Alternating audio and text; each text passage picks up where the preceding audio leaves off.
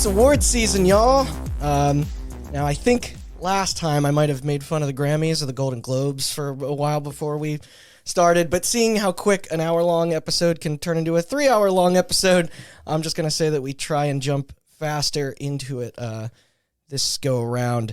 For those who may not have tuned in during the 2019 holiday month with us, I am talking about the Game Awards, also known as the Keeleys by some, in reference to their host and producer, Jeff Keighley. It is an annual ceremony celebrating the year in gaming in which nominees and later winners are chosen for various categories, some technical, some artistic, some genre stuff. It was first established officially in 2014 and continues today to be quite the event. There are often major appearances from folks in and outside the industry, musical performances, premieres of brand new projects. Remember, the Series X was revealed at this. The part where things like that are shown are typically the most important reasons so many turn it on. That and feel validated for their opinions or get real mad when they aren't.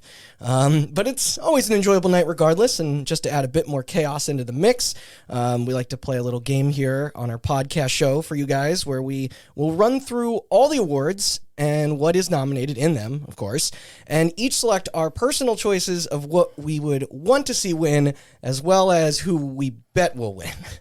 Then, after everything airs on December 9th, it's 8 p.m.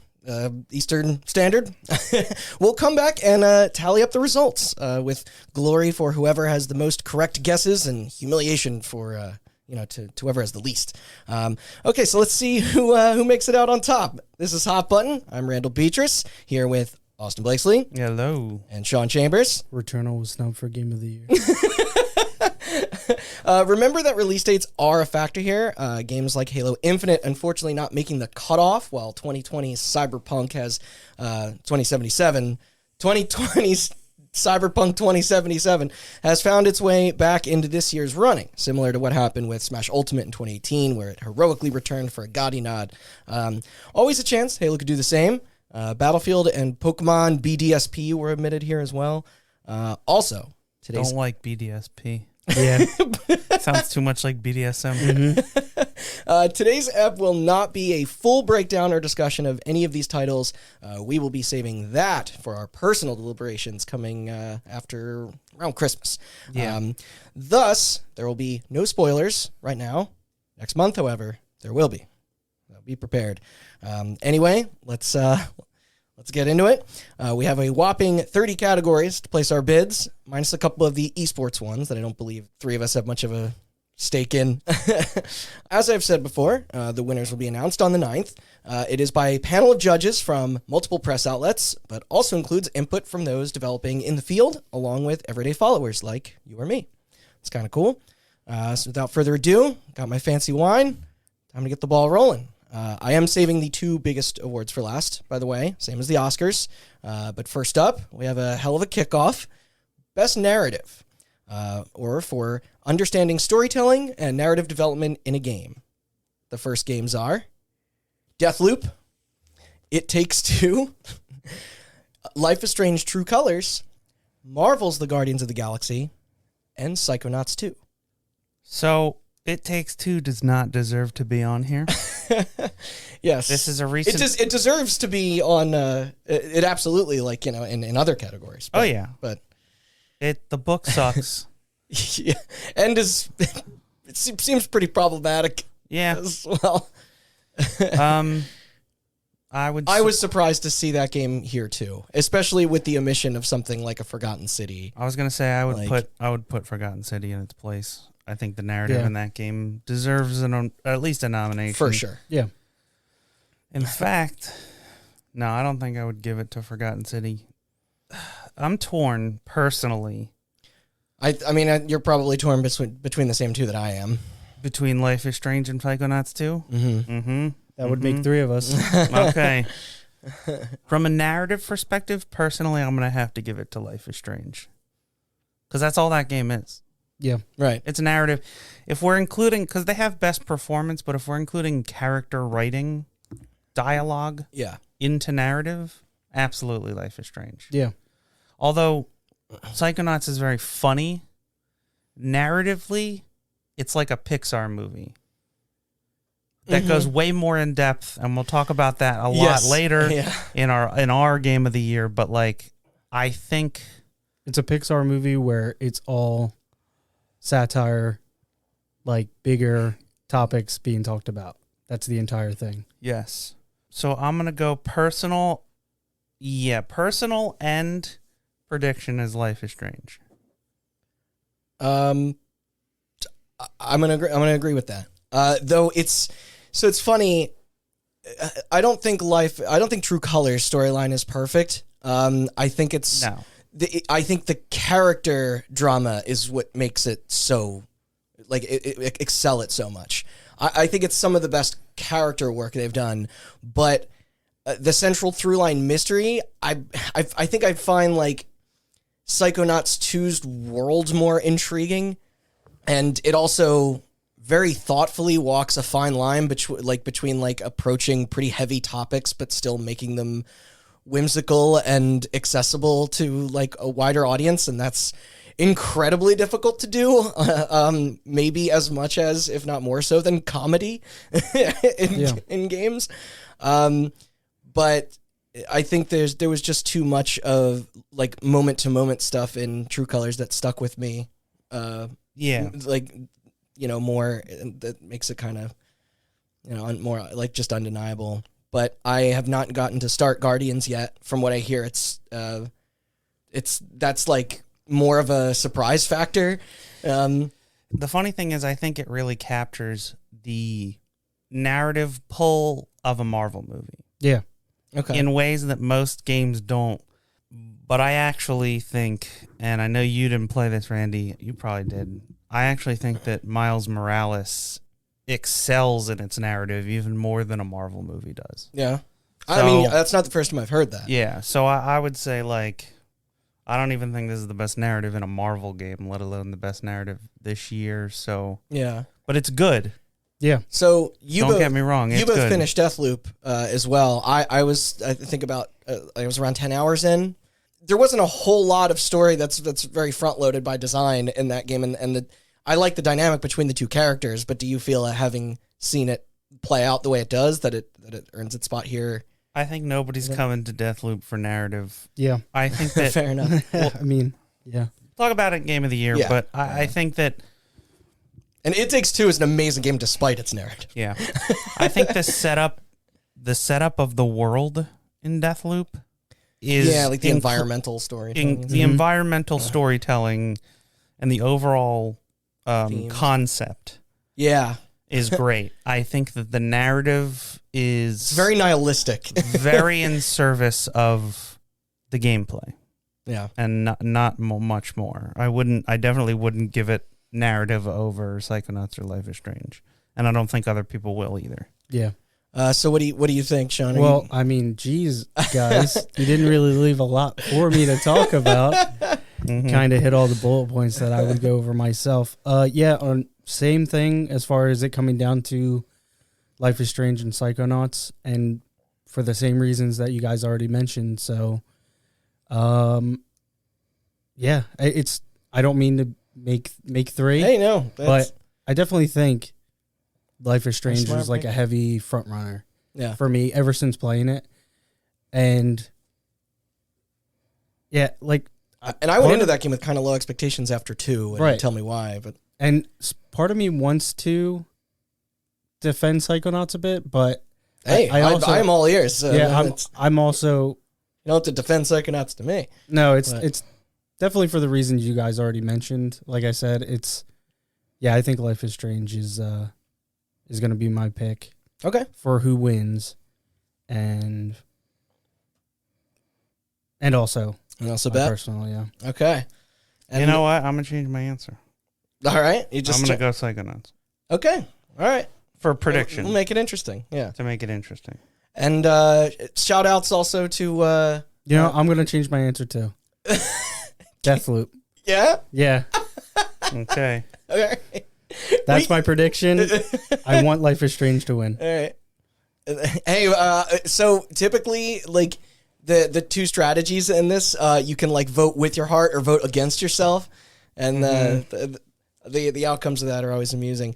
But I was going to say, also missing from this list, I would like to give call to Emily is Away 3 and Dark Pictures House of Ashes. I thought that was the one of like the best story they've told out of the 3 in that line, and also Inscription. But to try and describe the how wonderful and absolutely insane that fucking like plot line is, we would be here all night. So I'm gonna save that for best indie and best sim strategy.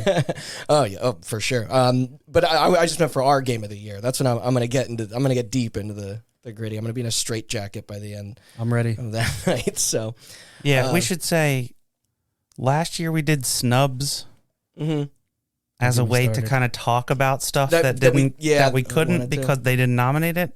But now that we have our own game of the year, we're just going to mention snubs. For more on all those games, check out our personal game of the year stuff. I got to hold that in, huh? Yep, you got to hold that in. Yep.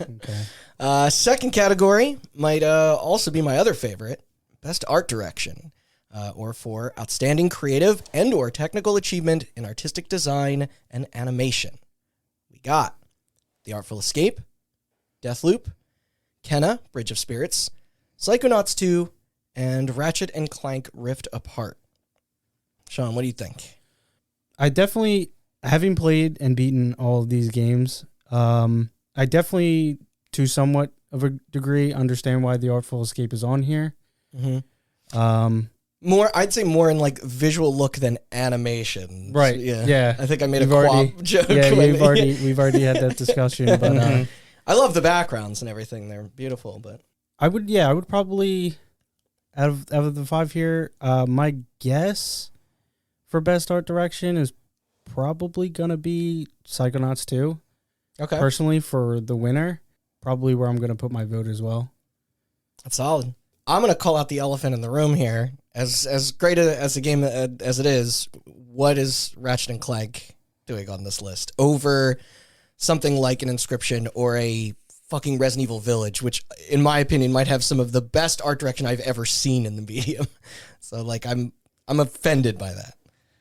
Like Ratchet and Clank looks good, it's cute, but I don't know. I'd have to agree. I don't know what Ratchet and Clank is doing on here. I've probably I think it's just a really good looking game. It is, yeah.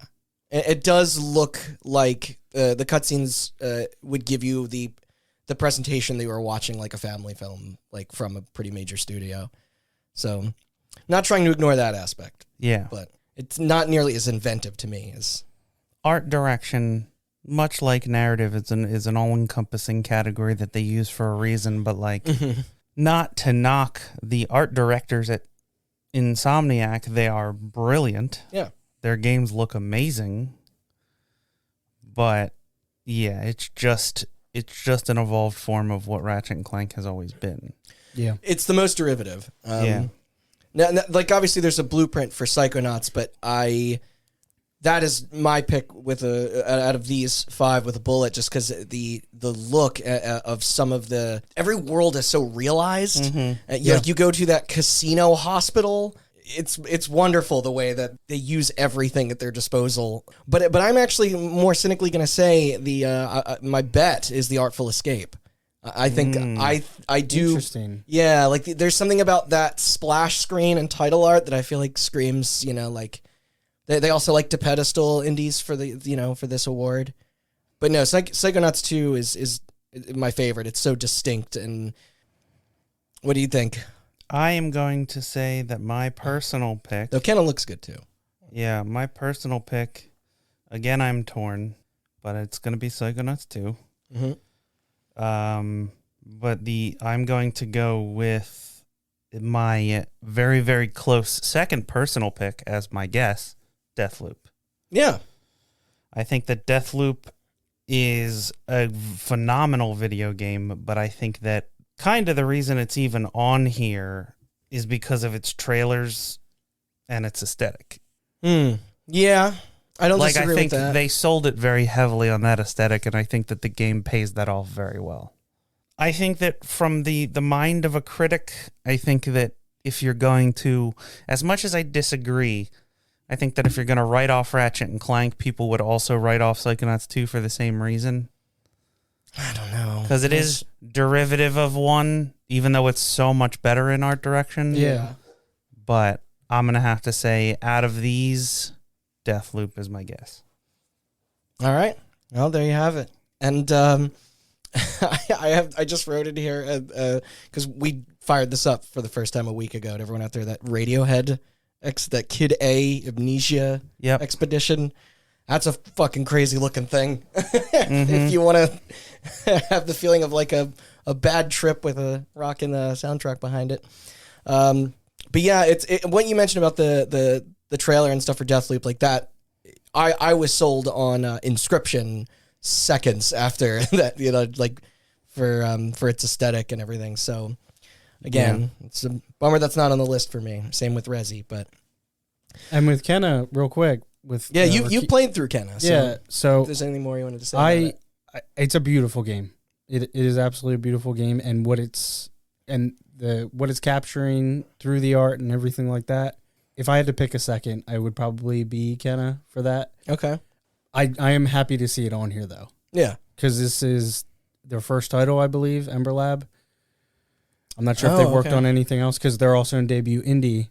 Yeah, it's their first title. Yeah, so a game that looks this good from a team for this being their first game is kind of a big achievement to be in, the likes of all these other games, and same with the Artful Escape. Yeah. Yeah. So also shout out to Returnal. I think that game has very good aesthetic, very good art direction. Yeah. I'm keeping it in. Next up is, I am loving these so far. It's Best Score and Music for Outstanding Music, inclusive of score, original song, and or licensed soundtrack. Interesting final note there. The nominees are The Artful Escape, Cyberpunk 2077, Deathloop, Marvel's Guardians of the Galaxy, this is weird, and Near Replicant, version whatever. I'm not reading off all those numbers. You sure? Version 1.224744874139. Yeah, they know what they're fucking doing. Also, is this just one of two categories that Cyberpunk is? Yes. Yeah. All right, so my pick is actually going to be Cyberpunk. I think if it's one thing that game does excel at, I mean,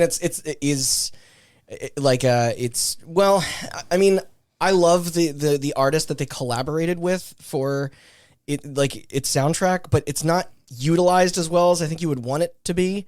Yeah. Which is kind of disappointing, but how many other video games can I hear like The Armed in, it's just rad. And it's funny because I guess going back to our last category, it's kind of surprising to not see Cyberpunk in there. I mean, they do art well. I mean, I guess it's maybe there's jank and that soured folks on, but because the environment and character design, it's got a very distinct look that I was always into. It's just a shame it didn't carry its weight in other aspects, but. My pick is still going to be Cyber of these. I do think Guardians is a little bit cheating. That's fair. There's killer tracks on that, which I know the tape is taken from is kind of an invention of the movies, and from what I hear, it's utilized well the way it kicks up during like it swells and fight scenes and stuff. And I've seen the list of what's included on there, and it is a little obvious. It's kind of exactly what you would expect of a best of the 80s like Spotify playlist. As much as I love, to hear I Ran So Far Away or Bad Reputation, it's well-traveled ground. But my pick is going to be Near Replicant. They did have a live performance, I think, of a song from the why can't I think of the name? The last Nier game, Automata. Yeah, performed there. So I think there's a lot of, if you look at who's voting, like a lot of gamers that are big into that style of music, and I don't think it's wildly unrealistic. So that's where I'm hinging my bet. I'll jump in off of that.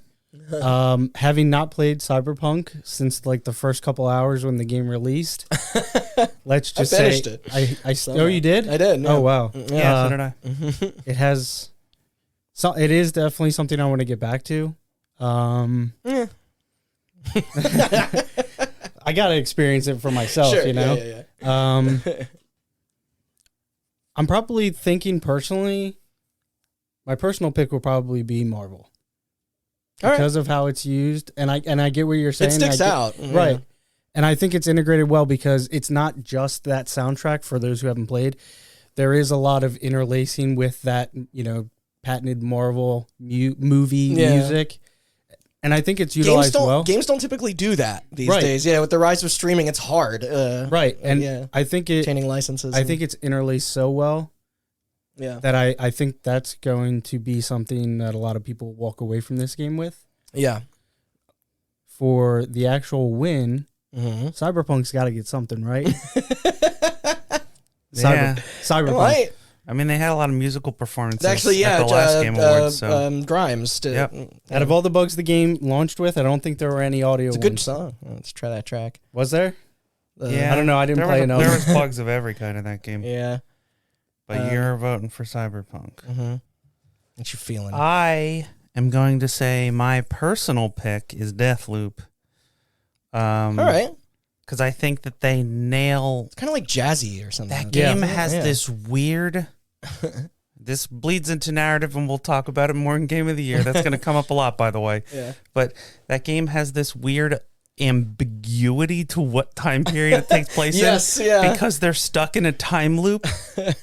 You don't know when the time loop began in our timeline, and you don't know when it finished, and people come onto the island Yes, yeah. at different time periods and bring with them stuff from their time period. That's like represented in the score and stuff Yes. as well. I didn't get to run into. So it has this evidence of weird that. jazzy 50s, but also Yes, like it's that Art Deco, and but also that 70s Bond type music yeah, it's as well. The trailers were super The spy fiction, thriller Yeah. kind of music.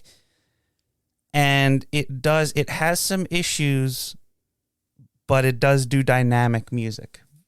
Oh, cool. Based, yeah, based it does on whether pick you're up stealthing or yeah. just shooting people. Yeah.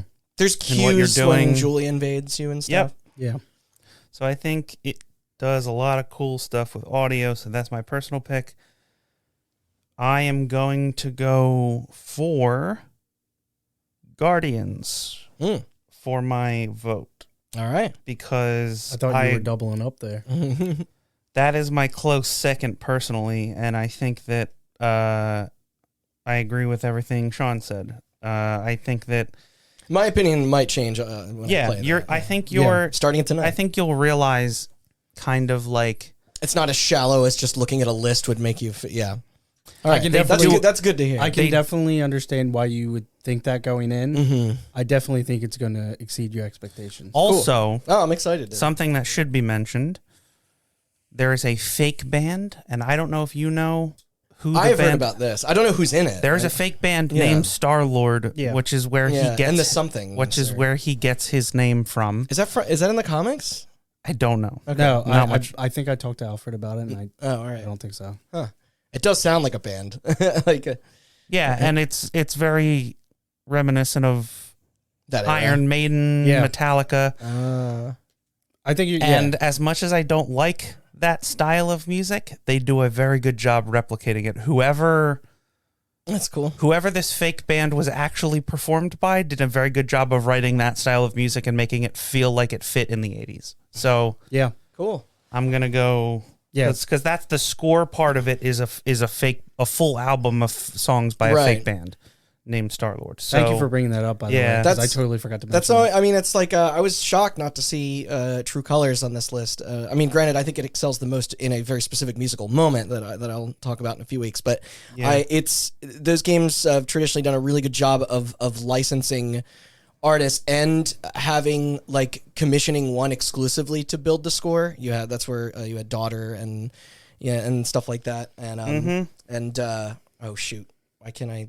Angus and Julia Stone, I think did I don't remember if they did this one or not. I actually found some of their selection pretty disappointing this go around overall. But normally though it's like you feel like there would be a spot reserved for a title like that. But I'm just glad that no one said Artful Escape because I find that fucking soundtrack irritating. And I'm sorry, that's a very I know that's an unpopular opinion. And I'm not saying I don't like Americana folk and I don't like prog metal, and if you mash them together, it's like here's the thing. I wouldn't call it prog metal. It's pretty shreddy. It's very shreddy. Sci-fi fantasy metal. Yeah, Yes. it's more like a space opera. It's very reminiscent. As somebody who plays guitar and grew up idolizing two very important musicians in the guitar space, it is very reminiscent of Joe Satriani and Steve Vai. Yeah. Yeah, I don't disagree. And those are both instrumentalists. I mean, I like instrumental. Joe Satriani's most famous album has Silver Surfer on the fucking front cover. Yeah. And Steve Vai's, he's like a fucking angel demon on all his covers. So like, I'm not trying to shit on anyone. I mean, this is the most a subjective category. I get where you're coming from, but yeah. like, I feel like as much as I don't really like that music anymore, whoever did that soundtrack cares, understands the guitar. Yeah. And that like teenage desire to be a shredder, I guess. All right. Yeah. I can always be convinced otherwise. Like, I'm not a big into like when Brutal Legend came out, I thought that soundtrack was amazing and how it was incorporated into like the game and the world. I'm not an undying like proto metal fan who thought that rock like died after 1976, but that game didn't almost turn me to it. Like, the reason I didn't bring it up, I love basking. The reason I didn't bring it up is because for a game all about a musician, the music in that game kind of feels secondary. For the better. I think that the game gets better the less they focus on the music. But yeah, it's not very mechanically tied around music either. It's more of a narrative thing than It's not like a musical journey. I mean, it is, but it's not the musical journey that I think the developer wanted it to be. I liked it for other reasons. Okay. So then it is it's best audio design, recognizing the best in-game audio and sound design. So it speaks for itself. There is Deathloop. I get to go first. Forza Horizon 5, Ratchet and Clank Rift Apart, Resident Evil Village, and Returnal. You want to go first? Yeah, I'm going first. Village for both. I'm going with my heart here. Yes. I honestly do not think Village will take this, but I can in good conscience not put it for both because it is far and away better than the rest of these. Just think about the dollhouse and stuff. So I brought up Deathloop's use of audio. There are a lot of iffy stuff in that. Like that game, later on in the game, when you get so good that you're just fucking people up, you just throw people up 4 at a time, slam them all into a wall. Do you mean like the way it's balanced, or the musical clip that they have to ramp it up isn't long enough? So it'll still be ramping up when everybody in the area is dead. Okay, sorry, it's too long because it'll still be ramping up into the battle music, but everybody in the area will already be dead. Yeah. And I think that like if there's one thing you can, even the bad ones, that you can never fault Resident Evil for, it is sound design. Absolutely. They nail it every time. And sound is also vital to horror as a concept, you make this point. You make this joke all the time, but like Forza Horizon 5 sounds like a great game, but you just sat under a car and with a microphone. Yeah. Like engines can only rev so many different ways, and you really captured the sound of what a turbo sounds like when it kicks in on a car, but like well-tread territory. They do know how to mix music well into it. It's funny, actually, that was not on the last category. Okay, either. So in Forza's defense, there is a mechanic in that game that they added that I love. Basically, you have the different radio stations. The game will kind of over time determine which radio station you like, and if you listen to that radio station, I saw that. You'll get a certain song will come on, and then they'll be like, you get bonus experience while this song is playing. Wait, really? Cool. Yeah. I didn't know that was that is a neat feature. mechanic. Yeah. Other than that, it sounds like Forza Horizon 4, which also sounds amazing, but like I wouldn't put it for best. It's a car game. Do you think, and not to go back to it, but just I'll keep it quick, but do you think that would have deserved a spot in soundtrack, or was it just, I don't know if they No. had, okay, you just weren't vibing with what they chose? I've heard mixed things about that. Yeah, personally. I mean, yeah, I don't know, man. I would put it over Near, but like Where's Kid Amnesia? that doesn't count. You can't nominate a visual experience of an album for best soundtrack. It's not Opens fair. with everything in its rightful place. Yes, it does. Yeah. Though Emily is Away 3. Yeah. Um, It said licensed. That should count. but that music. I'm going hardcore. I'm going hardcore to prove a point here. But shout out to Returnal. Mm-hmm. If I was doing this not from the heart, I'm doing this category from the heart. Yeah. But if I was doing this not from the heart, my actual pick would probably be Returnal because the audio design in that game is just chef's kiss. But that's a Resident perfect Evil segue. Village. Yeah. Perfect segue to Sean. Sandwich me between you two guys because I feel like I know where this is going. Yeah, it goes without saying I'm self-admittedly the Returnal guy. Yeah. Yeah. That's what your shirt says. Yeah. 2 thumbs pointing right up. Listen. It's the chick from the game winking on his shirt. Forza, I honestly, when I was playing that game, I turned the radio stations off. Yeah.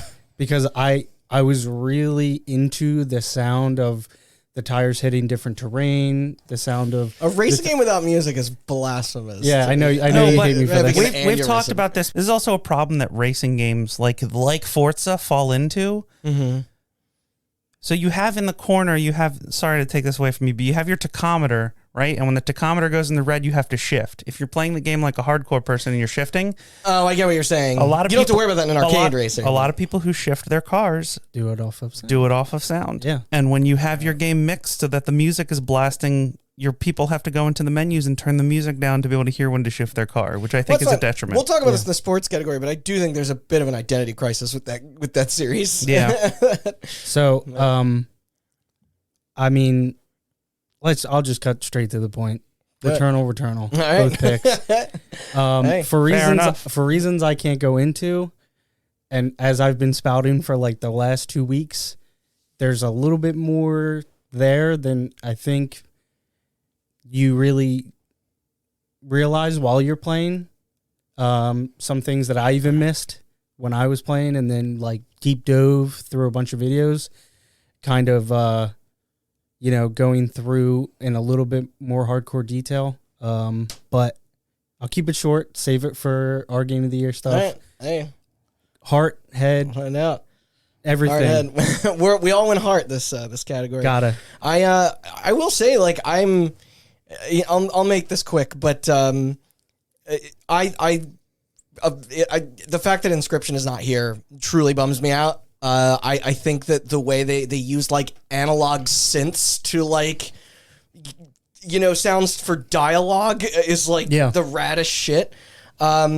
And also, say what you will about the state of Call of Duty in 2021. Oh my God, yeah, that music. Vanguard sounds great, and the score is that might be the best part about that. Like, that's like I think I only didn't think about it because it wasn't on this list. Yeah, no, well, because it was. I'd honestly put Call of Duty in for score. I think the score in that game is the best part. It's fantastic, and so when I first collected this info for the episode, I assumed that Call of Duty wasn't anywhere on here because, like, I know the response hasn't been hot, but I think it should get its due diligence where it deserves it. But I thought it released too late.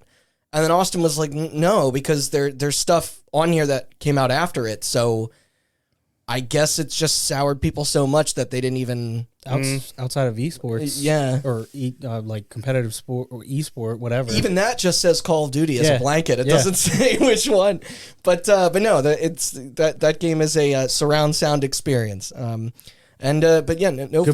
Far Cry 6 either. I actually like the sound in... it could probably grate on some people, but I love the way No More Heroes 3 sounds with just the fucking random bits of him shouting blueberries and raspberries. It just gets earwormed to me.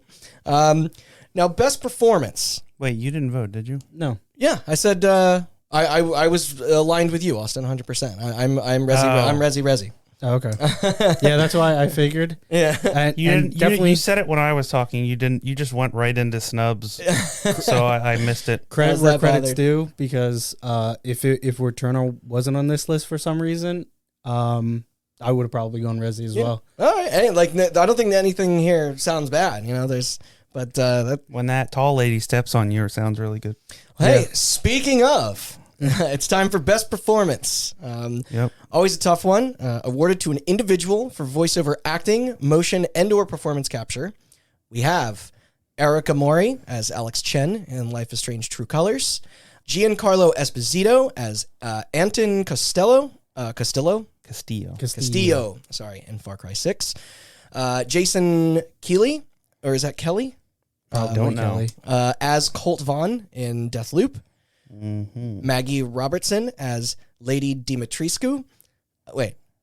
I don't actually. Demetro? There was a lot of... in game, it Dimitrescu. Dimitrescu, yeah. No, I think it's just Dimitrescu. Yeah. Okay. In Resident Evil Village. Don't come for us. A first for the series. Yeah, sorry, I don't speak French. All right, well, does anyone want to help me out with this last one? Ozuma Akaga? Yeah. Yeah, as Juliana Blake in Deathloop. I'm gonna go first this time. Yep. Cutting in line. I don't know. I'm not to. I know it's this isn't meme answer. Maggie Robertson. As if for The horny tall, answer. sexy leather. Yeah. Is that your personal pick, or that's my personal pick? Oh, wow. Out of these 5. Wow. Though obviously Erica Mori's incredible. That game falls I think the whole cast. Like honestly, if I could actually choose my own out of any one this year, it would be Katie Bentz as Steph in Life is Strange: True Colors. But everyone in that game who voices Ryan and Jed and it's her brother, they're all just it is probably some of the best performances that franchise has ever seen. But there's something about the the crazy sort of theatrical kind of I just think she embodies that character, and I think there's a reason that people were so attached to that part of the game, and because it just with there's a reason. Yeah, Mommy Milky. Everyone in that game is scenery chewing to the degree of a Metal Gear Solid villain. When you're strapped in that chair and you see the doll maker and the slug guy and you see what's his Carl Heisenberg. Yeah, and he's just straight up like a fucking telepathic, just like steampunk witch guy. It's just everybody looks like they're having so much fun. Yeah, and it also should be noted too that I think despite that the surrogate is just of Ethan is just this scared as shit performance. The whole game. I think that the act. If you ever watch an interview with Maggie Robertson, she did not know anything about Resident Evil when she was cast. Really? She is a stage actor. Oh, wow. Okay. This is why her performance is so theatrical. Yeah. But she fucking leaned hard into that meme when it came out. She was telling people she'll step on them on Twitter. It was great. Love it. Yeah. So just 2 other ones I want to shout out is I think his name was Nick E. Tarabay. He's Salim in House of Ashes. Okay. Who was the best part of that game? A friend and previous guest of the show, Dave, lucked out in that being his character for Slim roles. Yeah, and also I'm no one from Psychonauts 2 on here, and it's funny because I know they're just like Giancarlo, he's a real actor, but I thought Elijah Wood was so good in Psychonauts 2. Yeah, because he's playing 4 different people essentially. Yep. Yeah, which I can't really say without spoiling, but it's it's you the first time you recognize that voice, you're like, that's who he's playing, and that's really fun and silly. But then as the game progresses, he has to he's got a lot of range. He's got a lot of range. He starts out as that kinda, soft-spoken Frodo voice. Yeah, kind of quirky, and but then he really comes into it. He would be the celebrity pick for me. But hold on, the last thing I'm going to say is my bet is Jason Keeley is Colt. That's my bet. Jason, I think it's Kelly, but yeah. Okay. Either way, I'm just writing character names because it's easy. But I would love to see Erica Mori. Okay, my turn. Best protagonist that they've had. Yes. Giancarlo Esposito, love you on Breaking Bad, man. If you're listening, just aces on that roll. Yeah. You suck in Far Cry 6. And I know why you're on here. And I hope to God that the press feels the same way as me and votes accordingly, because I don't think he's getting it. you are not good. Like when Mads Mikkelsen was up for Death Stranding, I was like, fucking A, yeah, absolutely. That makes sense. Yeah. Yeah, but no. Nope. Yeah. Personal pick, I'm going to go with Alex. Cool. I love that character. Did not expect to love a Life is Strange character as much as Chloe ever again, and I am wrong. Thankfully, I'm going to go Lady D. Ooh, for the memes. For the memes, for my prediction. Okay. Once again, I have to thank you guys. It's going to make this really short and sweet. You pretty much summarized all my thoughts. You're going first. In your 2 votes. Next, though. As far as personal. I'm trying to spread it out. You don't have to. No, I know. Yeah. My personal is going to be Alex. Oh. Or Erica yeah. Mori. Yeah. For like the reasons you mentioned, Randy, and same Austin. That was the positive all, not the negative all there. I want to, not even for the memes. I want to vote Lady D for my pick. Just because her accepting that award, like, you think she would show up? Like, that shit was fucking everywhere when that game came out. It's unavoidable, yeah. And I think it's a record in how fast the game was modded to get her into something a little more comfortable, if you know what I mean. But I think Deathloop is the most nominated game this year. Nine categories. I believe you're correct. I'm gonna hedge my bets. I'm gonna play the game a little bit, going for points. I think Colt or Jason. I think he's gonna take it. Okay. Really? All So I should say my secondary pick would be Juliana, actually. I mean, I've heard more of Colt speak in the hours that I've played. I think Juliana Understandably is better. They work so well as a team. They do. There's which is, insane chemistry there. But I do think that, can't get into spoilers, I do think Juliana's better. Yeah, I can see your reasoning. Fair enough. I definitely think as if like the gaming press is voting, I think even people catching up and maybe not completing it aren't going to see that back half, or maybe just people didn't get through it entirely. I don't know what the requirements are if you have to beat the game. Yeah. So I would say that the front half, or maybe even 70%, is Colt, and then like, would you agree? Like the back half. The back half, Juliana really sells it. Yeah, I do know what you mean. That like, this is always a rough category with how few entries are allowed. Mm-hmm. They need a best cast one or something like the SAG Awards. Because earlier, disclosure, I was playing Forgotten City like maybe a half hour before this started, and there's some good, like, I think there were really good performances in there. I don't think any one of them sticks out like a lot, but I just think collectively, it does a decent. Shout outs, snubs, shout outs to everybody in Psychonauts 2, especially Richard Horvitz. Yes, and Horvitz. And also Jack Black and Elijah Wood. Shout outs to, God, I love that. I don't know who it is. Your projection of yourself is fucking Ricky Simmons. It's Kerr from Invader Zim. That's great. The chick that plays your version of Q in Hitman, I forget her name. Oh, okay. Like Danica Blackwood. Danica Blackwood, yes. Her voice actress has always been there, but she's phenomenal in Hitman 3, especially in Hitman 3, again, without getting into spoilers. I'm trying to think of any other games that I would give performance to. Inscription, maybe, that dude. Luke the Carter. Luke Cardsmith. Mm-hmm. Luke the Lucky Carter. Yep, Luke the Lucky Carter. And also shout out to specifically the chick who plays Gamora in Guardians. I thought she was cool.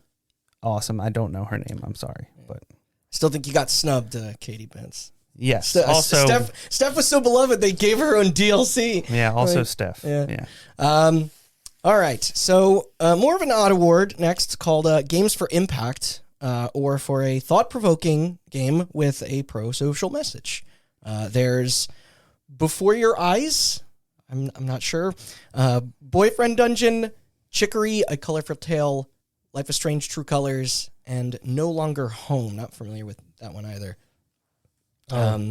This one's me, ain't it? Shit. Full disclosure, I've played one game on this list. Same. I have played two. I intend to play Chicory. Same. Before we do our That game recap. looks adorable, yeah. So with that being said, I don't have a lot to say. I don't have too much either. It's okay. Honestly, You can take the next one too if you want. yeah, that'd probably be good. So do we just our personal pick is Life is Strange because Yeah. it's the only one we all beat. Yes. Yeah, Right. So or played it all. I played Boyfriend Dungeon. Oh, did you? For a good 5 hours. No thanks. So do we just want a shot in the dark? Well, actually, my bet is Life is Strange True Okay. Colors. What's your? Do you want a shot in the dark? Something else? Or you just want to go Life is Strange, Sean?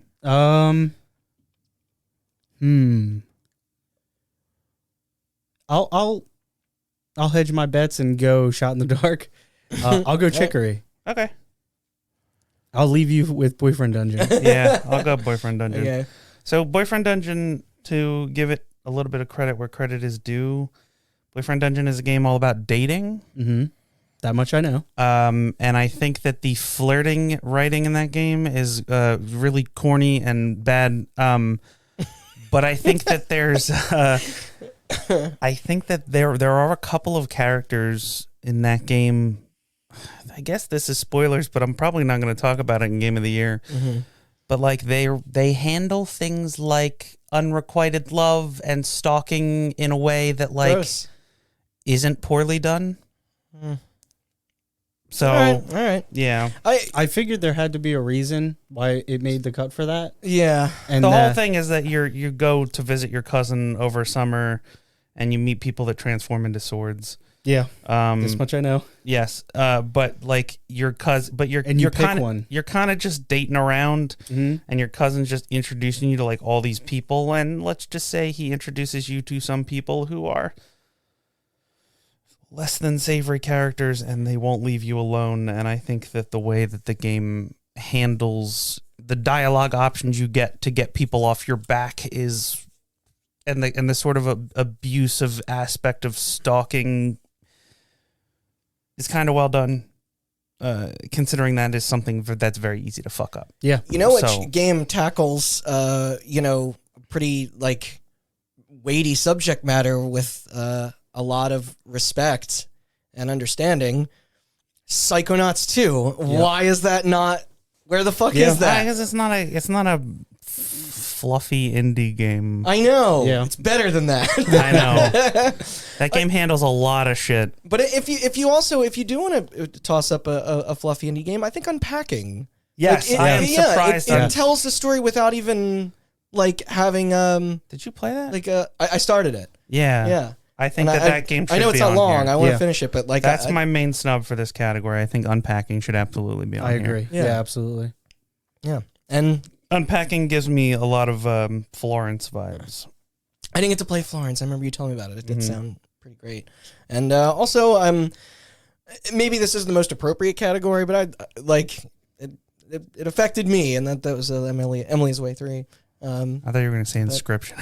yeah, for everything. For those of you keeping track at home, I think Randy's Inscription count is up to 5 so far. Yeah. No, it's gonna be more than that. Yeah, so far. All right, yeah, it's coming back. We've done 1, 2, I'm gonna balance 3, it out. Games for 4, Impact, Forgotten 5, City.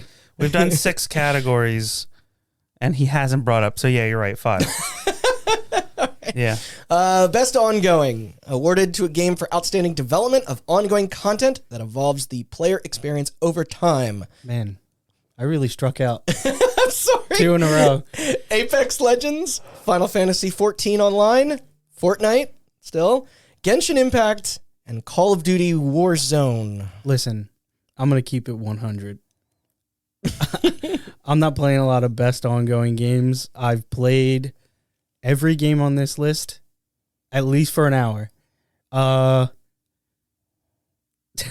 about it in my life. I don't know. It's weird because this isn't community support or like No, that's next, right? Yeah. right. So best ongoing, I guess, would be most lively community or Best support from a gameplay perspective. Right, yeah. So I mean, immediately my mind focuses in on this category as Final Fantasy, especially over the last year with their totally overwhelming uptick in player count. That came up on our recap. Yeah. Let me just jump in here. I think this is another none of us have personal picks category. The only one of these 5 games I played this year at all was Warzone, and they do cool shit with that game, but Yeah. I'm gonna jump in here and agree with Sean and say that my vote is for Final Fantasy. My vote is also for No, Final Fantasy. I don't know if that's your vote, but So my vote's for Final Fantasy. My vote is also for Final Fantasy. all right, I'm gonna throw you both a little curveball. All right. Okay. I can do it. I'm deeming this the year of the weeb. Genshin? It's Genshin. And I think Genshin came out this year, right? If no, not, it came out at the end of last year. late Yeah. last year. I think you're both. Oh, actually, yeah, they're both weeb games. Shit. I think. Which one's more weeb? Which one's got more waifus? Oh, Genshin for sure. You can get married in Final Fantasy though. Yeah, but that's not a waifu. Waifus don't love you back. True. Yeah. Waifus don't consent. Yeah. I'm gonna be the odd one out. Genshin? I think personally, there's a reason so many people flocked to Final Fantasy. Yeah. From various games, for various reasons. I'm gonna give it to Genshin. Okay. All right. Now, as you guys have mentioned, Also, shout out to Fortnite for putting Martin Luther King in Yeah. the game this year. That was cool. I feel like this was missing from their list last year was Rainbow Six Siege. In reality, I think that's. Yeah. And, Listen, maybe you could say World War Z. there's Had a that lot of expansion this year. Ongoing games. They're all ongoing now. Yeah. But And I just think what Siege does. with their Franchises are events and being stuff turned is neat. into ongoing as we speak. Yeah. Currently in I development. know. Yeah. Oh my God. Wait till Assassin's all your Creed and favorite. Far Cry. Wait till Resident Evil is a. No. No, wait, Capcom. I think they're too smart for that. As you guys have mentioned, next is Best Community Support. This is recognizing a game for outstanding community support, transparency, and responsiveness, including social media activity and game updates and patches. There is Apex Legends, Destiny 2. Nope. Like, seriously? Oh, sir. Final Fantasy 14 Online, Fortnite, and previous topic, No Man's Sky, which that story continues to get wilder and wilder. Okay. And it's brought up on our So you're anniversary. first this time. I am going to pick No Man's Sky as my personal, and just because of the Because Sean the Murray relationship between Sean Murray is a blessing that this industry does not deserve. Yes, that poor man. But I'm gonna bet a double with Final Fantasy. I'm gonna double down on Final Fantasy 14. That's a fair bet. Yeah, and again, no Siege. Bullshit. I agree. For community support, I wouldn't give it to Siege. Fine, but ongoing. But I would give it The to nomination means something. Yeah. Siege's community hates them less than the Destiny community The hates Destiny, Bungie. Yeah, the Destiny So- thing. I was like, what? That counts for something, right? Yeah. I don't know. Anybody. I don't know why the fuck Destiny is on here. Yeah. That community could not hate that developer more. I don't understand it. I'm going to put No Man's Sky As your vote? as my vote and as my... And is your bet? Yeah, I mean, Sean Okay. Murray's a blessing that this industry doesn't deserve. I said it Imagine before. I'll say it rising again. from the ashes that he did. Yeah. Yeah. Yeah. I mean, listen, let's go for 3 for 3. Wait, not 3 for 3. Whose side are you on? Or are you going rogue? This cuts two ways for me. Okay. I don't know. Fortnite's still strong, and they're constantly putting stuff in. Mm-hmm. I actually think this season is ending and something else is starting. Mm-hmm. I don't know enough about Yeah, they the put inner Kratos, The most Lara recent- Croft, the- Jill the Valentine, most recent- Martin Luther King, Is the Master update. Chief in it? Master Chief, Naruto just got added. Naruto. So it's just a giant amorphous amoeba. Superman, it's a lot Batman, it's a lot of Spider-Man. fan Of, am I in service. it yet? If supporting your community is providing them with nostalgia fits and fan service, yeah, maybe they win. But I think it goes much deeper than that. So with that being said, I'm torn. I'm going to vote No Man's Sky, and personally, and I'm going to try and will it into existence that we get that beautiful man's face. Yeah, Kim coming out on stage. Yeah, in some capacity. I'm 50-50 between this and Final Fantasy. I want to will Sean Murray's presence into existence with my vote single-handedly. He's so shy. I love him. You can all thank me later if they win. So now it's best indie, which will only get more confusing over time. So for outstanding creative and technical achievement in a game made outside the traditional publisher system. It's not the worst explanation when you break it down there. But they have 12 minutes. I want to take the knife and stab myself with it. Death's Door. Okay. Inscription. Woo. Kenna, Bridge of Spirits. And Loop Hero. Damn good year for Devolver. Oh, yeah. So I get to go first. Yeah, go That's ahead. fine. Which means that You're I last. get to cut Randy off at the pass. No talking. Well, I get to cut Randy off at the pass and say that I think my personal pick I will flip this table. is Inscription. Okay, good. Table's not getting No, flipped. I'm just saying I get to say it before you. Fucking- that game is fucking amazing, and if you haven't played it, please do. Also, play Pony Island. Yes. God, my iPad keeps correcting Inscription to the right way to spell it. I'm also going to put Inscription for my pick. Hey. Short and sweet. Yep. Short and sweet. Having played and beaten, I guess, every game with the exception of Loop Hero. Oh, wait. Before short and sweet. Fuck 12 minutes. Why the hell is it on? Yes. Yeah. I mean, honestly. No Emily is Away 3, no Jackbox Party Pack 8, no Forgotten City. Yeah. Even the Medium. Come on, anything over 12 The minutes. Ascent? The Remember Ascent, that? yeah. Yeah. Yeah. I also don't know why 12 minutes is on here. If you like that game, actually, you know what? No, if you love that game, You're wrong. yeah.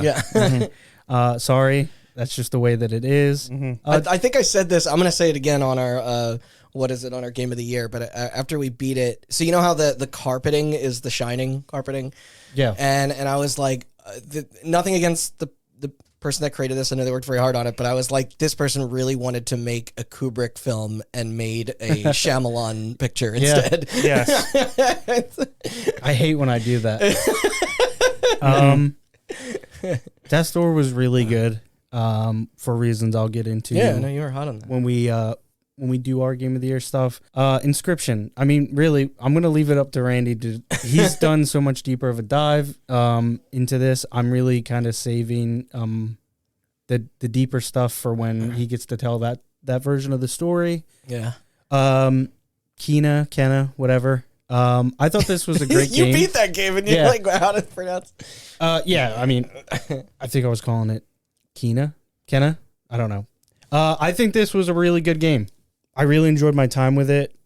Like many of the people in the industry were talking about, it really captures that, like, PS2 era kind of action adventure type game. You were saying that, which there's not a lot of anymore. It's a really enjoyable experience, except for the fact it feels like the bosses are Dark Souls-ified, which is something I don't think maybe seems a bit analogous to the the story is really beautiful.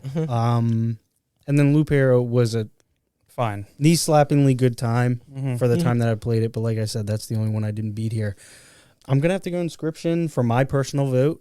I'm trying to think if it loses. I'm trying to realize a world where it loses this category to Death's Door.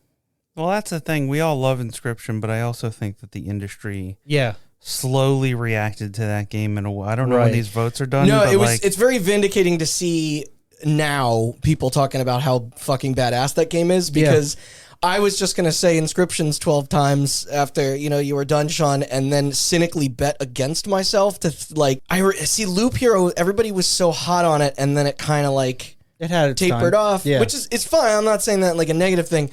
Death's Door is similar, which is why I was thinking about choosing one of those two. I think I'm gonna go with my vote being Death's Door. All right, then I'm gonna go with my bet being Loop Hero. Really? Yeah. And then we don't even have to say your personal. Well, it's already written down. well that because here's the thing. It's like I'm obviously praying for Inscription to come out on top to come out on top here. But at least if I lose, I can, I won't be doubly angry. Yeah. Yeah. So. Yeah, I was not familiar with Daniel Mullins' games prior to this. You should play. You should. Island. Yeah, I you know. should play Pony Yeah, Island. I should play the Hex. I've heard nothing but good things about his previous games. So I went into this with no expectations. Yeah. And walked away thoroughly satisfied. So I'm gonna bottle this all up for a couple weeks. But Can you? Well, it's bleeding out into something right now. But I will. If it hasn't been said already, if you're the Returnal guy, we all love Inscription, but that's my game of the year. This game, Inscription, changed my opinion of the genre. It's kind of similarly how I felt about Hades last year. Okay. In that, like. So for anybody that may not be familiar, this is the elevator pitch for Inscription, and then I'll let you see the rest because describing almost anything about this game would be a disservice for you to not experience it firsthand. It's basically like a survival horror escape room puzzle game is the framing, but the one layer of game within the game is a roguelike deck builder. And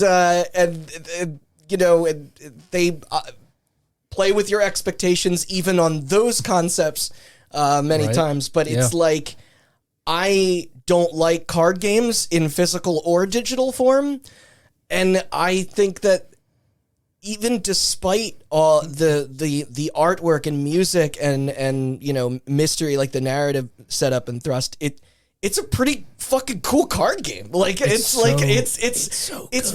intuitive and addicting, and and really dark and I'm the polar opposite, right? So I have memories. Oh, Austin is extremely experienced with card games and Tracy, I don't know how far your time with card games goes back. I know you're a Slay the Spire guy. I don't know if you I played the shit out of that too. Yeah. Like physical card games, I played. Oh God, yeah. Yu-Gi-Oh, Pokemon, Dragon Ball Z, Magic. Right. That was my first intro into competitive card games. And then from there it went to Magic and, whatever, even into my like mid to late 20s. So finding out that this was a card game excited me. But it's so much more than that. That's the funny thing. When I saw that trailer, I was like, this looks like really sick, but I'm also like cautious because I'm afraid I'm like too stupid. Right. And that game is the right, in my opinion, someone might disagree, but I think it handles difficulty super well. Like you are kind of encouraged to break it, and it's, and then, once you think you've done something, God, there's FMV in it. Awesome. All right. You moving gotta on. stop now. Yeah. Put the cork in them. All right. Bottle that shit up. Best mobile game. It's like, man. this is the opposite of how I feel about Inscription, where I'm going to have literally nothing to say. Sorry, I gotta correct you. Best mobile game presented by Verizon. At least it's by a mobile company, not Subway or whatever. The only place you should be playing your mobile Games games. for Impact presented by Schick, Hydro, Thunder, or whatever. So this category, the bane of my existence. I'm kidding. But for best game playable on a mobile device, the nods are Fantasian. Genshin Impact, which that was nominated last year, wasn't it? Yeah. This category's a sham. League of Legends, Wild Rift, Marvel Future Revolution, and Pokemon Unite, which is also on Switch, so connected to a TV. I'm just saying. Actually, Genshin Impact is also there's a PlayStation. Yeah, it's on everything. Okay. Well, I don't know if it's on the Switch, but it's on all the real video This game is yours. devices. Oh, is it? You got a lot to say, I think. I have played none of these, and I have no desire to play any of them. Don't hate me. But if I guess gun to my head, I'd probably be most likely to try Pokemon Unite, despite my distaste for MOBAs. But also, I think I've heard the best conversations around Genshin Impact. So that'll be my pick and bet. It sounded more inventive anyway. Yeah. I also, I guess I knew very little about the other three. Is the League of Legends one, is that what? I don't know. I have no idea what that is. Do you? So, as the only person who's played all 5 of these games. Have you really? Yeah. What the fuck is Marvel Future Revolution? So, Marvel Future Revolution is a Destiny-like loot game. It's better than Marvel Avengers. Okay. Okay. Like, there were a lot of people coming out and saying it's a better version of Avengers. Is it like the Ultimate Alliance? It's more MMO-like than that. Okay. All right. It's very MMO-like, where it's like, it's more like Marvel Heroes. Oh, wait, the one that got shut down? The Diablo one. Yeah. Okay. Yeah. Yeah. So Marvel Future Revolution is, it's weird because a lot of people talked about it, but it dropped off really quickly. When did it come out? Summer. These all kind of dropped off really quickly. Genshin Impact is kind of cheating because You're right. it's the best game, but it's also the only game that's playable as of right now on consoles. Yeah. Although technically, Well, you Pokemon can, right? is on Switch. Right. Well, I said consoles. Okay, dude. Got him. Fucking Nintendo. What is, if you don't mind me asking, what is Fantasian? Okay, so Yeah. Fantasian. Is it like Fantasia Music No. Evolved? Fantasian is Mistwalker's new game. You may remember this. It is an Apple Arcade game. It is an RPG. The entire Not ringing a bell. all of the backgrounds in the game are actual models that are filmed and tilt shifted to make them look more like models. Interesting. That sounds kind of cool. Yeah. It's very cool looking. It is also a turn-based RPG. Okay. It's Mistwalker, the people that did Blue Dragon and Lost Odyssey. Oh, because for a minute, something you were describing really? Octopath or something. I was going to say, I just fell back asleep.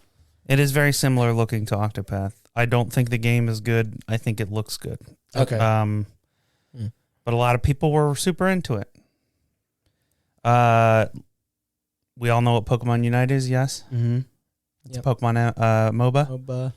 Wait, sorry, real quick. Is that Fantasian game, is that like a game? It's not like a live or multiplayer game? Like, No. It's a story-based, turn-based RPG. that's kind of cool. okay. Like, Yeah. actually, you know what? I'm going to change my pick to that. Okay.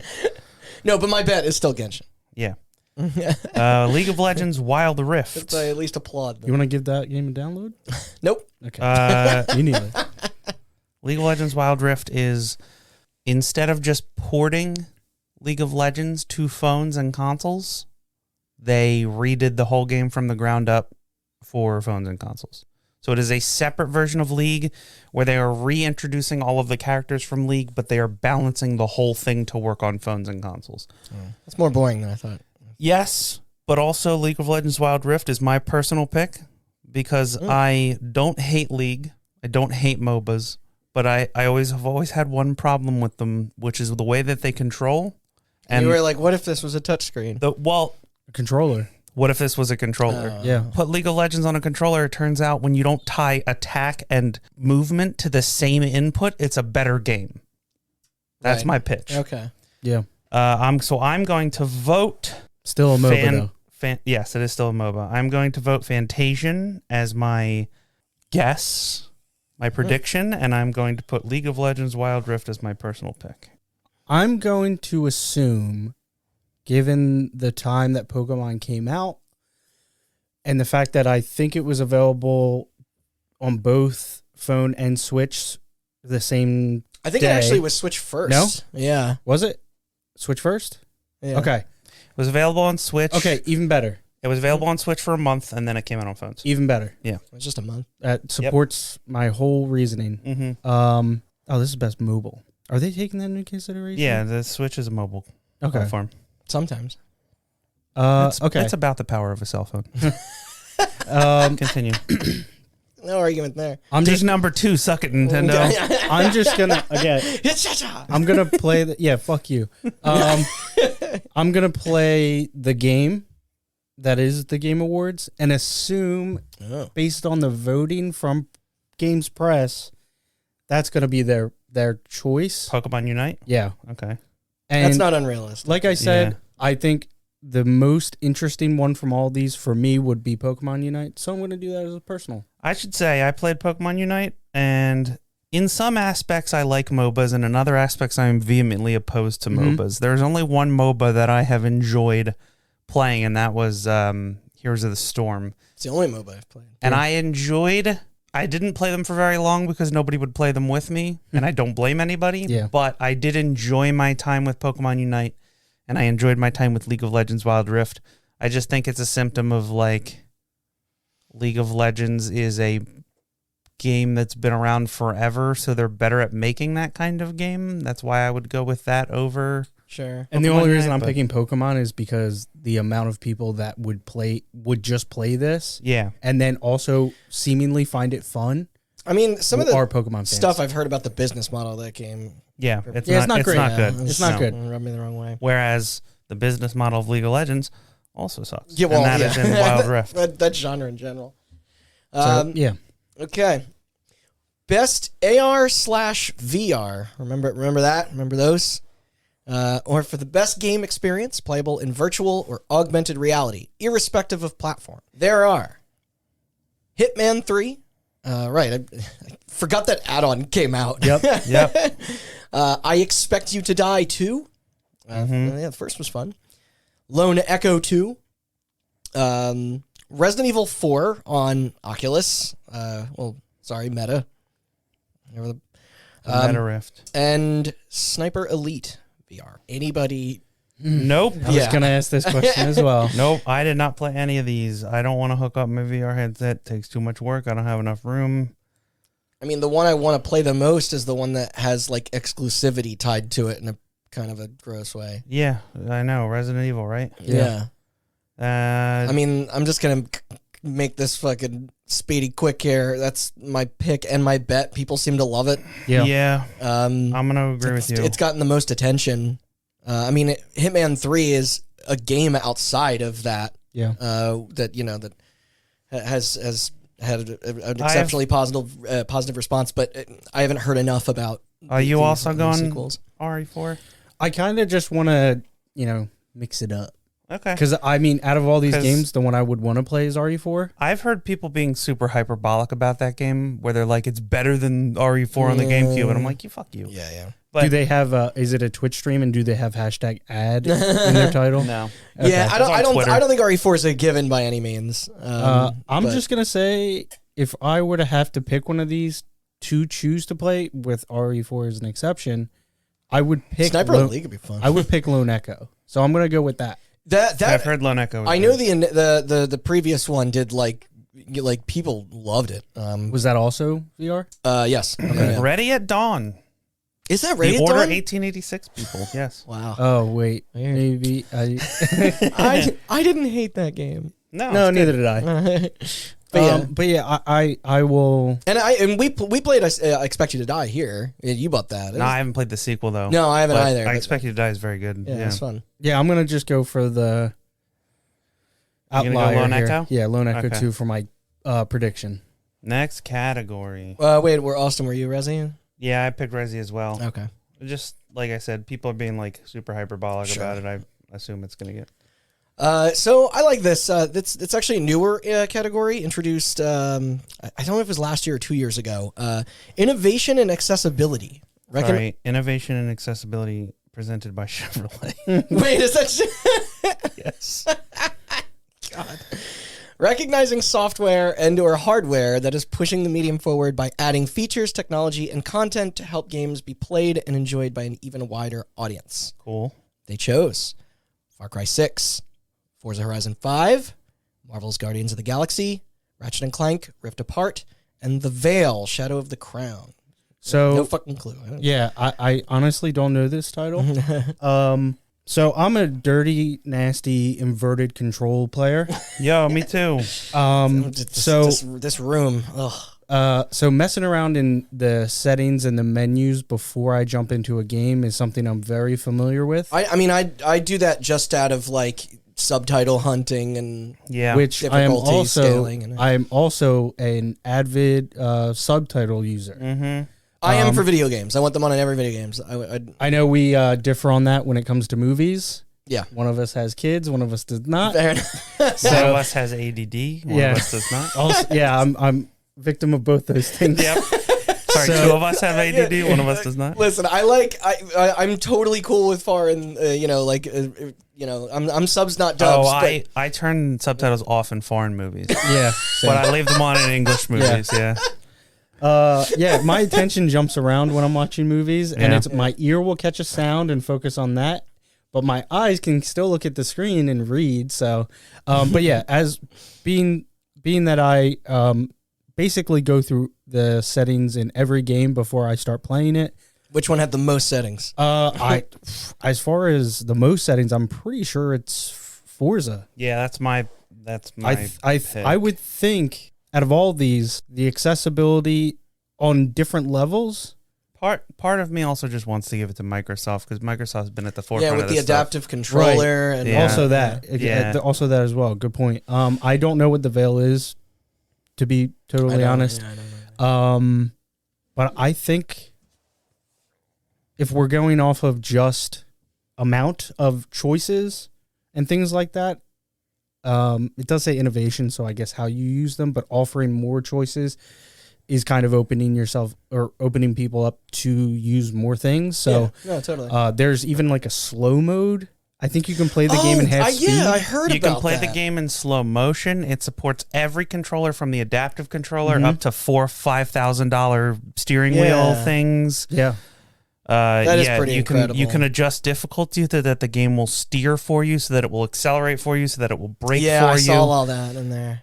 It goes in accessibility from, do you want the game to be super hard all the way to do you not have the motor skills to play and everything in between? I mean, it was Microsoft. Gears 5 had stuff like that too. Yeah. But that's a good argument. It's tough to say. I mean, like, that's my pick. I think I might change my bet just to shake things up. I'm just gonna. You guys are both going Forza. I'm gonna do a mini rant. Okay. All right. I don't understand in this day and age how hard it is to not implement an FOV slider in a first person shooter on console. I know there's a lot of technical reasons. Widening the FOV makes performance worse. Right. Does Far Cry not? Far Cry does not have an FOV slider on console. That's a knock because Is it a thing where you're more comfortable, or is it a thing where you literally get motion sickness from low FOV? No, it's just irritating. Okay. Because I have met people who get motion sickness from low FOV and have to play their games on PC because in Far Cry specifically, I feel like my head is like half a foot more forward in that game. It just feels too squished. Yeah, and that took some getting used to in the beginning of the game. So as far that's my own. That's valid. Game. But like I said, I know that there's technical limitations with that type of stuff, but I'm just tired of it. Sony and Microsoft are both very good with accessibility. Mm-hmm. Oh yeah, The Last of Us 2 was. You guys will have to speak on Ratchet and Clank because I haven't played a ton of it. I plan to before Game of the Year. But I'm gonna go back through it. I don't because I played that on launch. I don't remember what accessibility was available. I think similar to Psychonauts 2, you can automate some of the combat. Gotcha, okay. But I don't remember anything sticking out more than what you would want and expect from. I dig through a lot of menus like you do. Mm-hmm. I don't particularly remember anything innovative about Far Cry or Guardians. Yeah.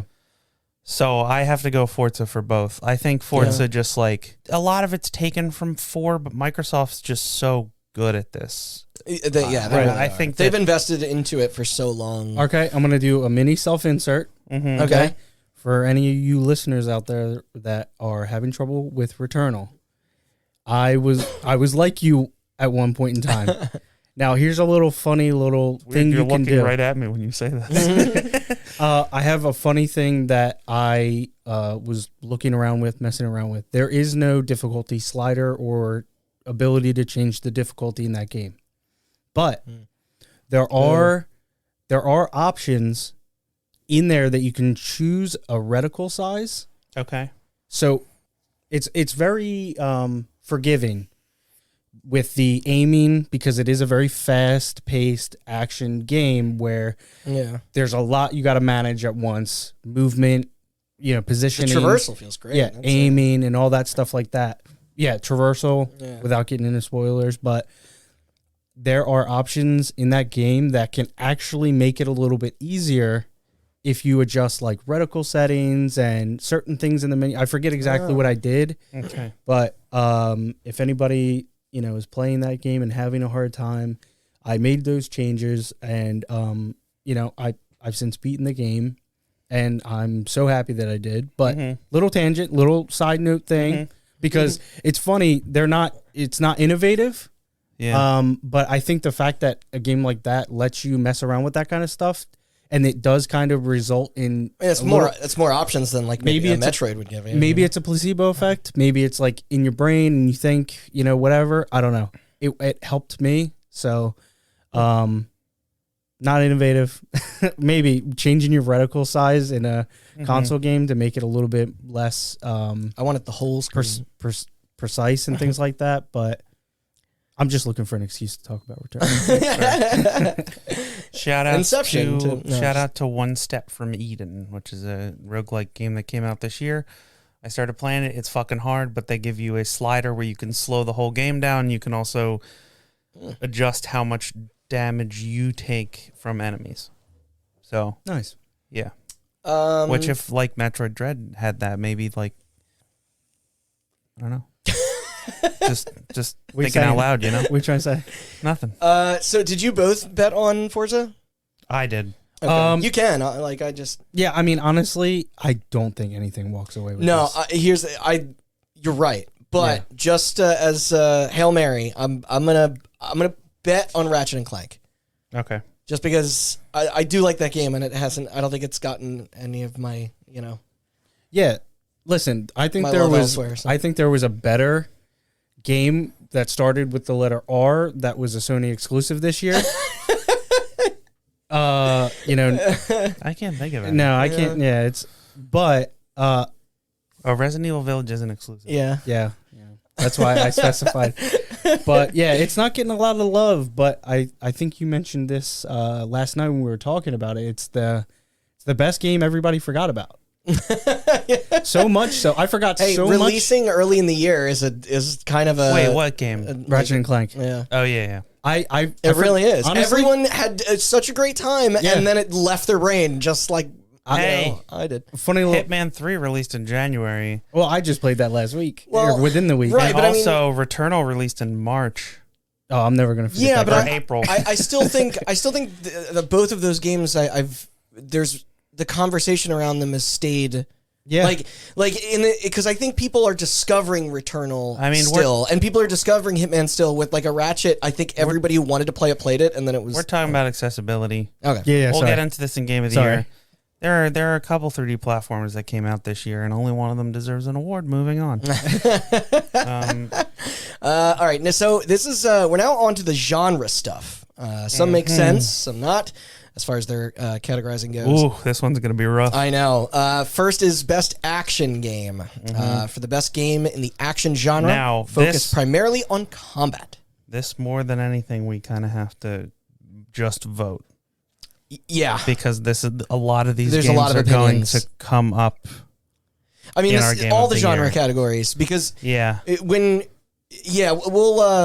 get straight to the point. We'll be concise with these because this is what game is better than what game, rather than just specifically talking about Yeah. the art or the music. Let me give a little promo for to hear me and Randy scream at each other about Back for Blood. Please tune in a couple weeks to our Game of the Year cast. Yeah. Oh well, and I also get to bust out the popcorn when the Metroid Dread comes up. So it'll be, And Returnal. To hear Sean talk more about Returnal. Yeah, I'm gonna try my best to Yeah. stop. I'm not going to do my best to stop when it comes to Inscription and Resident Okay, Evil. yeah, so. then fuck you guys. Yeah. No. I'm gonna The Game of the smack Year in my cast, hand. And the Game of the Psychonauts, Year too. cast is not about holding back at Yeah. all. I'm gonna Oh be yeah, smacking the Chelsea will shit just be out of my hand. shouting Psychonauts and just like Yeah. in the corner of the room for 3 hours. So we have Back for Blood, Chivalry 2, Deathloop, Far Cry 6, and Returnal. Did you call my name? Oh shit, my bad. Who's going first? We lost track. We I'll did. go first. You can go first. Yeah. Deathloop for both. Easy peasy, lemon squeezy. I'm also going to say Deathloop for both. Okay. All right, let's look at. I haven't played Returnal yet. Let's look at the nominations. You bought it for me. Listen, this is going to be. I don't know where to go with this one. Let's see. You said Back for Blood, Chivalry. Oh, I haven't played that this year. I should. The first one was cool. Steam sale's going on. Autumn sale. Yeah, we can get into show. I might have to check. Yeah, fucking Returnal. Yeah, I assume that's your personal pick. For a bunch of different reasons I can't go into. Is that your pick for both? Yeah. Okay. I mean, yeah, like you guys said, like we can't go into. Yeah, it's anything. weird. It's weird not to get ahead of ourselves, but like one of those is nominated for Game of the Year, and the other one's not. Yeah, I know. Kind of weird how that works. Yeah. Kind of strange. Did I not just say the thing about You're Sony exclusives now with R in their title? I also Deathloop begins with a D, sir. No, Sony exclusives. Deathloop's technically. I know, but Ratchet who? Everybody's been saying the last couple months. You're not gonna find any argument for me for Ratchet and Clank. That'll probably come more from me, but that's not a hell of a I played more hours of Returnal than I did Ratchet and Clank So far, I mean, I plan to play both, but like, if you made me pick right now, gun to my head, I know we didn't Returnal's get better. to sink our teeth that deep into Far Cry 6, but I would do a little swap with that and No More Heroes. Far Cry 6 would have gotten more buzz around it if it did anything close to what Deathloop did in my eyes. Oh yeah. No. I was just talking about nominations. I wasn't comparing it to Deathloop. I was saying No More Heroes 3 was a good time. It was fun. No More Heroes 3.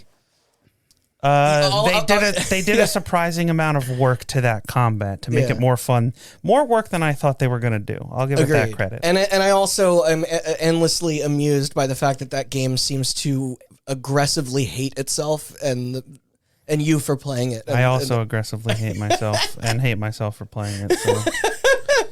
I'll talk more on that. With Far Cry here, Far Cry gonna Far Cry. You know what I mean? So yeah, I'm not surprised too long you guys, in the tooth. I'm not surprised you guys kind of fell off of it. Well, we only fell off of it. We're playing co-op, and it's a busy time of year. Yeah, exactly. Yeah.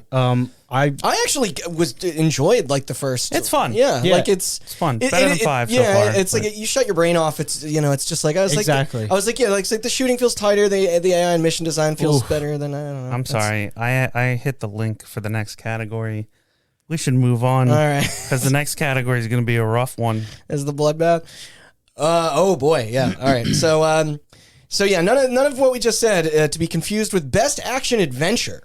For the best action adventure game combining combat with traversal and puzzle solving, they selected Marvel's Guardians of the Galaxy, Metroid Dread. Trash. This is in its first.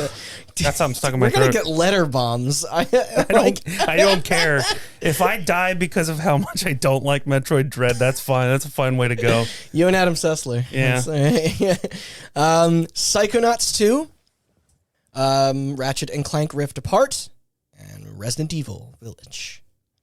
All right, Sean, you're up. Oh, this is me. Yeah. Pass. All right, fair enough. Randy, you go first. Resident Evil. Okay, so I adore Psychonauts 2, so I wasn't trying to... So I'm assuming when you belt out Resident Evil, you're saying that for your personal. That's my personal. Yeah. My bet is Metroid Dread. And I haven't started it. I haven't gotten to start it yet.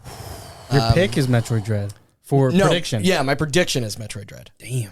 I think so. It's up for Game of the Year. I mean, so is Resident Evil and Psychonauts 2, but... Yeah, people are stupid. And Ratchet and Clank, I guess. But I don't... Yeah, that's what I was getting at. I think it's... The reason that I mean, it's no surprise... Like, any surprise to anyone who listens to this or in this room who knows me, that Resident Evil is my favorite game series. But, like... As far as that franchise goes, to me, it is the definition of action and adventure together. So that's how I'm like justifying like that's fair. Like I think it's like if I'm other than that it's a survival horror game. If someone is like, how do you describe Resident Evil in 2 words? That's what they are. All right, so am I next? But because I don't even know, because just real quick, it's like something like a House of Ashes or Forgotten City, I guess are just more adventure than action adventure. House of Ashes is might as well, it's a point-and-click adventure. It's playable the movie, modern yeah. version of a point-and-click adventure. It's all QTEs. Yeah. Really? Oh, yeah, I guess. Which is totally fine for what it is, but it's like it's a narrative Yeah. experience. But choose your own adventure. Yes, if you will. yeah. But yeah, pick Resi, bet Metroid. Okay. I feel like my odds are pretty good if I was at a casino. So let me take a deep breath. Metroid Dread will come up on our Game of the Year. Oh yeah, you're gonna have to podcast. duke it out with Matt. I'll kill him. Although Sean, I know you liked it too, and I plan on I need to have a. I'm tired of not having a horse in that race. I'm sorry, so. I have history with Mercury Steam, going back 11 years. Yeah. To Lords of Shadow. Oh my God, Lords of Shadow. As a very big Metroid and Castlevania fan, these guys have been shitting on my favorite fucking like one of my favorite genres of games for a long time. I'm also into Metroid and Castlevania. It is. Crazy? I haven't started this. Am I happy Metroid Dread exists? Yeah, because I feel like it's 11 years of work and a lot of like stepped on titles along the way. Personally, subjective. But I'm very excited to get into what your issues are, because although I enjoyed it, I can definitely sympathize. I'm being hyperbolic for the sake of comedy. Yeah. We'll get into it more. Yeah. But Not to cut we've you off. talked about Ratchet and Clank. There are 2 3D platformers on this list, and one of them is phenomenal, and the other one is Ratchet. No, Ratchet and Clank is a great game, but Psychonauts 2, I think, is better at what both of them are doing than Ratchet and Clank. To sum it up without spoiling or getting too far into it, I'm torn. Although I will say Ratchet and Clank, that leans more into the actions. It's a third-person shooter, really, as opposed to like... Well, yeah, Psychonauts is a platform. Exactly. Yeah, that's why I'm saying I think Ratchet and Clank is more comparable to Guardians. And it's so weird because, to me, the term action-adventure... I do think you're right with Village. I also think that Marvel Guardians fits the title way better. Sure. Well, that's because that game... It's a fucking Tomb Raider game. Right. With, like, Life is Strange It's the people that made Yeah. Rise of the Tomb Raider. Yeah. I guess I was just breaking it down as literally as possible. What was the 3 games that you used to describe it? You said Tomb Raider, Life is Strange, and there was one other item. Mass Effect. Okay. Yeah. For the space. Yeah. Yeah. Mm-hmm. My personal pick is, if they're going to make me pick between these 3, Guardians is out. I mean, my top 3 games of the year include 2 of these games. And I'm going to have to go Psychonauts over Village personally. I don't hate you. And my pick. I'm going to do Psychonauts for both. Okay. Go with your heart. Because I do think you're right, but my heart will not let me vote for Metroid Dread.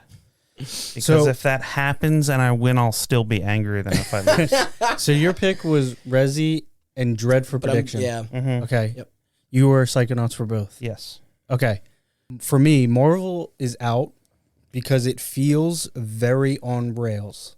It does. It's very good. linear. It's a very good game. That actually makes me more pumped to start linear, it, just because it is very open world fatigue is to be. There's not a whole lot of adventure. I'm comfortable with that.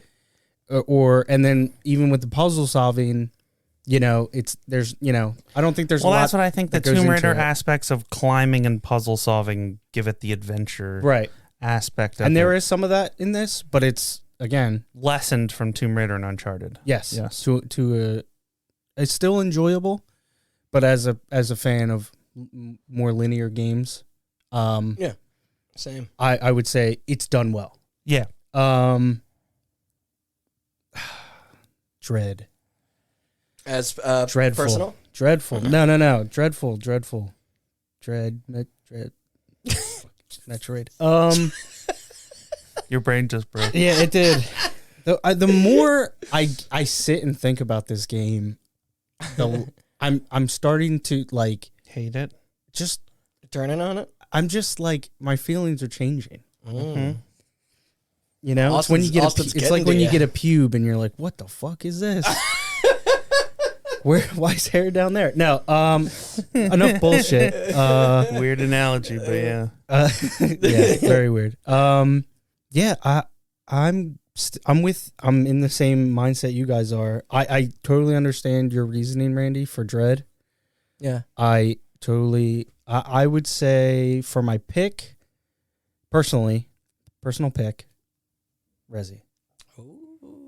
Okie doke. All right. Personal pick.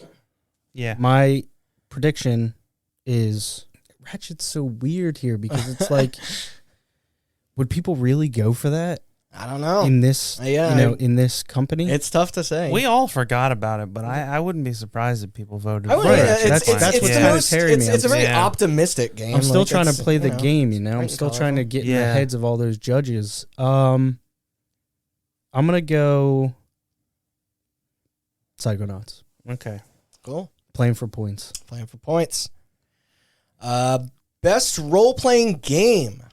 For the best game designed with rich player character customization and progression, including massively multiplayer experiences. There's Cyberpunk 2077, Monster Hunter Rise, Scarlet Nexus, Shin Megami Tensei 5, and Tales of Arise. Who's first? Who's up? I'll go first. Cyberpunk is my personal pick. Yeah, I mean, I Because guess it's mine too. It's the only one I've played. It's the only Western RPG on here. Even if it's disappointing. So I haven't been keeping track. Mm-hmm. How is the game now? Or Apparently it's Cyberpunk? better. yeah. Right, but technically, I'm sure, but there's like fundamental things that I feel like. Sure. Yeah. But I don't know. It's getting... If you waited, There was that it's a news better story time to play, recently yeah. that like the Steam reviews hit mostly positive for the first time Yeah. ever because it went on sale after for 30. a year. Yeah. Where's those it was PS5 and Series X versions? It was popping Coming up. in 2022. Yeah. It was popping up for like $10 on sale at like Target a couple Yeah. times this year. That's worth $10. Yeah, I mean, no, it's- definitely. Yeah. Um, I'm being hard on because there's stuff about the game I like, but there's stuff that I yeah, it sucks because Needed when it work. originally released, I was so in. we're on record like with this show. Like we were really jazzed up until the release of that thing. Yeah, not to Right. take just the like stereotypical position of being like, oh, it was busted on launch. No. You know what I mean? But it's like, I don't know. I like for me, like the performance wasn't even the issue. It was just things about the cohesiveness of the world and the trajectory of the story and some of the mission design. And I liked the game far more than Randy did, but that's neither here nor there. Yeah. We're here to predict between that and 4 games that none of us have fucking played. Yes, here's the thing is though, people love like the rest of them are very niche. Cyberpunk actually like had Most appeal. had the most grand appeal. Like Because like it's a totally. first person shooter. Which is funny because, and Austin, like, you can back me on this. When these awards came out, there were a lot of people super pissed that Cyberpunk was even up for consideration here. Yeah.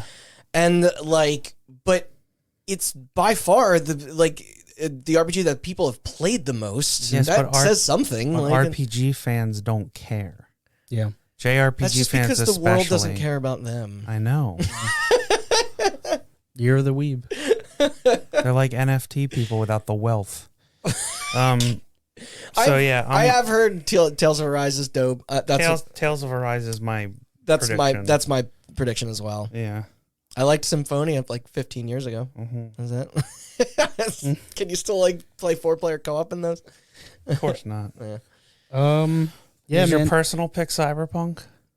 I mean, Or nothing? I feel like it has to be. You can just say nothing. Nah, I'm still gonna say Cyberpunk. Okay. It's got Keanu True. Yeah, this is tough. and the band because, Health. I mean, I've played a very small amount of Cyberpunk. I meant to get around to playing Rise. I still mean to, but, Nexus didn't really appeal to me. I've heard good things. Tensei is from what I Just play understand, Persona. way too fucking hard and not like a good Yeah. entry level for somebody who doesn't understand these types of games. No. And again, Arise is like reviewed really well, has a lot of, positive feedback behind it. I hate to phone it in here. I'm going to have to go prediction Arise too, or Arise as well as you guys. Yeah. It could be a gimme, or we all get fucked. Yeah, I mean, I had a lot of fun with Monster Hunter World. Well, that's the crazy thing. Like, World brought a lot of new people on board. Yeah. And then they made this, and it was like a Switch exclusive. And I was Yeah. like, that seems counter to the, like... From what I understand, I though, don't it's definitely weird for that type of transition, but I think they just wanted to capitalize off of that, maybe. Yeah, I guess so. They Bring did their people expansion before. And Yeah.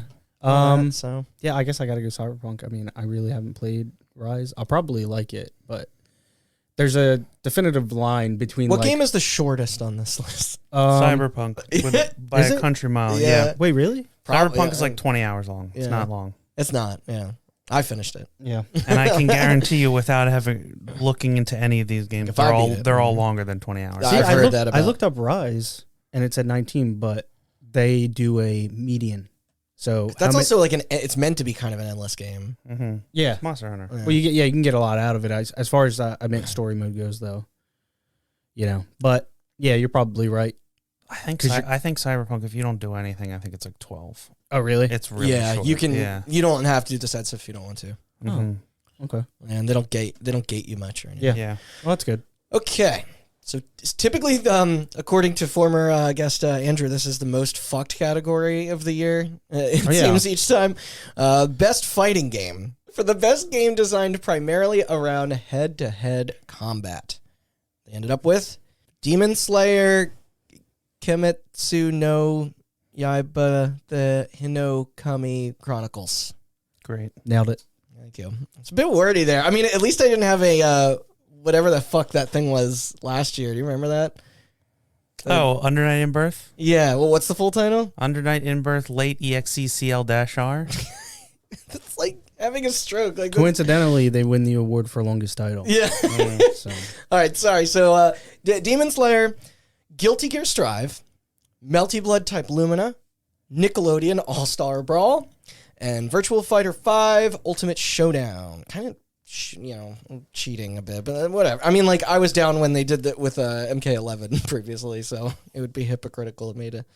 I guess it's my turn, but There's not much discussion that needs there's to not. happen. I found All Star Brawl pretty pretty disappointing, considering it's a great concept, and there's things in that title that they absolutely do right, but it's just the lack of budget it really showed in its presentation. And that's a bummer. Like, there is not much that is done wrong in Guilty Gear Strive. exactly. The worst thing you can say about it is that its online lobby system's kind of bad. Yeah, whatever. Yeah. But it's Guilty Gear, and it's a great Guilty Gear It's game. gorgeous, and it's fast and kinetic, and, So- and enjoyable to watch, even if you're not a fighting game So guy. to jump the that's, gun- that's my pick and bet. Yep, same.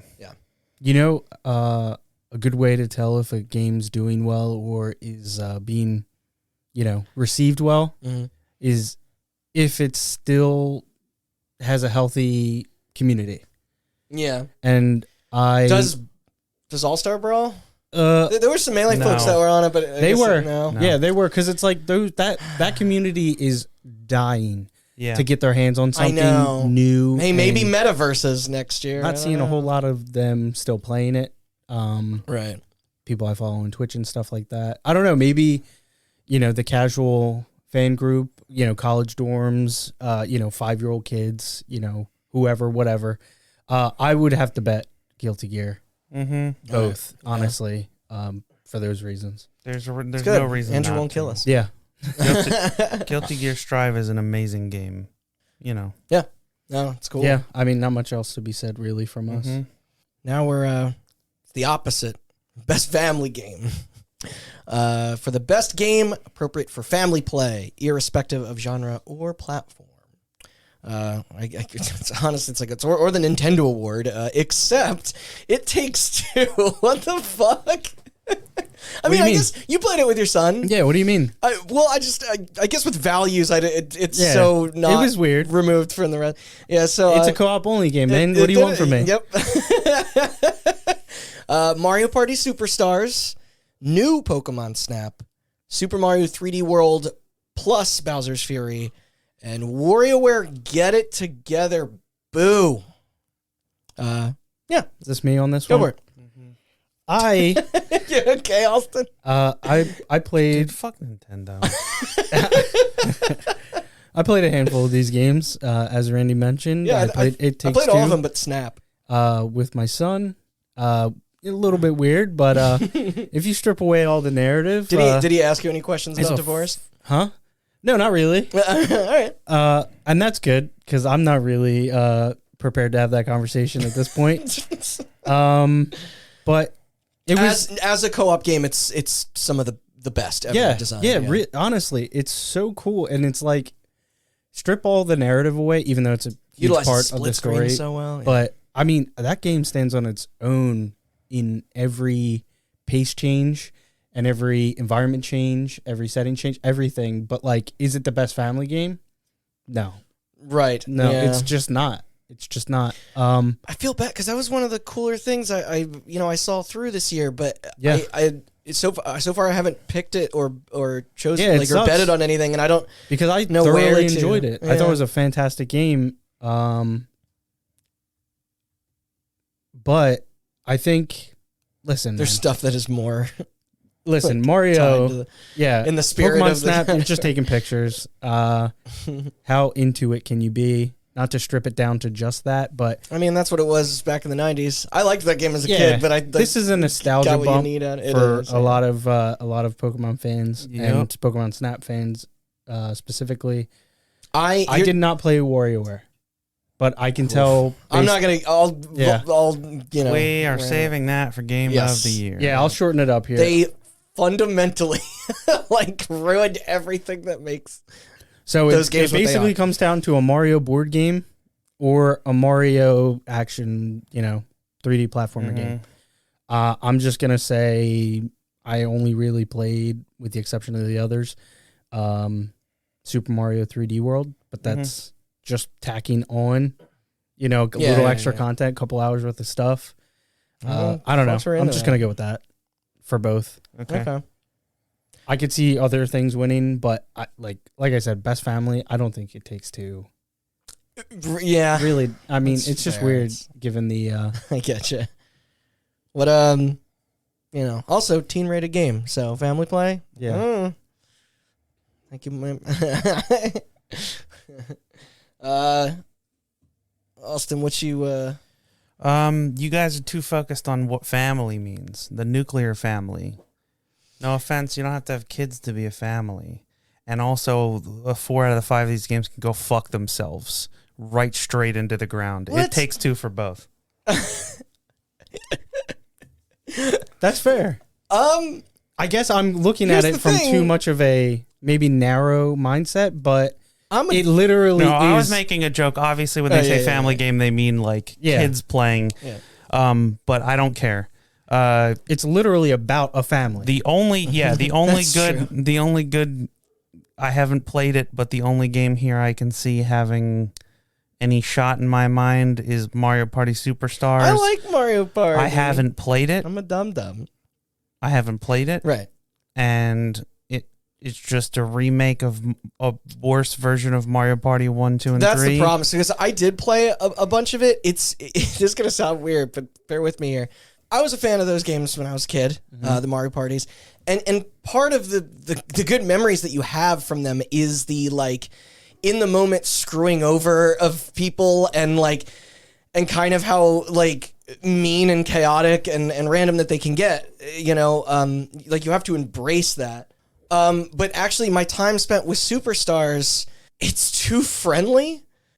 To me, Mario Party at its best is when you are like. Cutthroat? You're cutthroat, yeah, and it's like throwing down, and this game is constantly just like softening the edges. Yes, yeah. Thank you. That's the best way I think I could put it. But I still had fun. You can't play 50 turns anymore. That's a bit of a drag. 30 is the max you can get. But of these, it would be the one I'd be most likely to play with a family. But my bet is going to be Super Mario 3D World plus Bowser's Fury. So your pick is Superstar?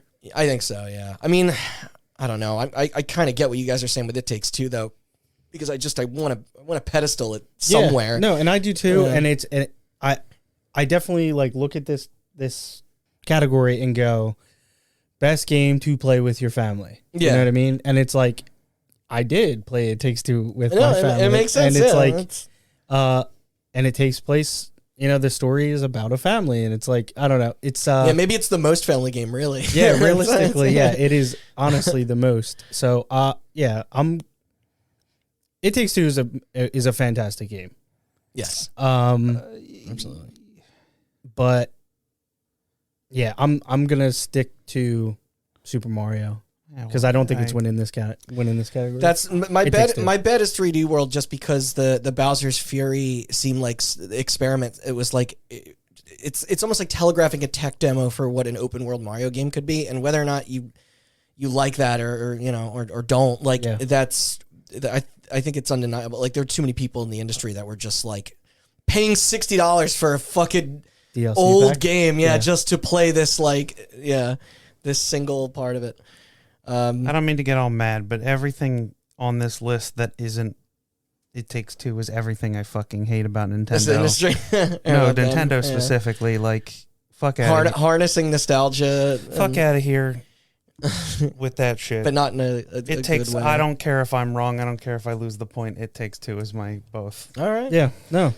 And totally understandable. Last thing I'll say, I think Earth Defense Force World Brothers should be in here because they family-ified. A series for adults. For like, I don't. You guys have played all of them, right? I unabashedly, unironically, really dig those games, and I don't know if you've seen World Brothers, but it's a voxel. It's all cutesy and ridiculous, and they've changed the way that getting new characters and weapons work, and it's a quicker game.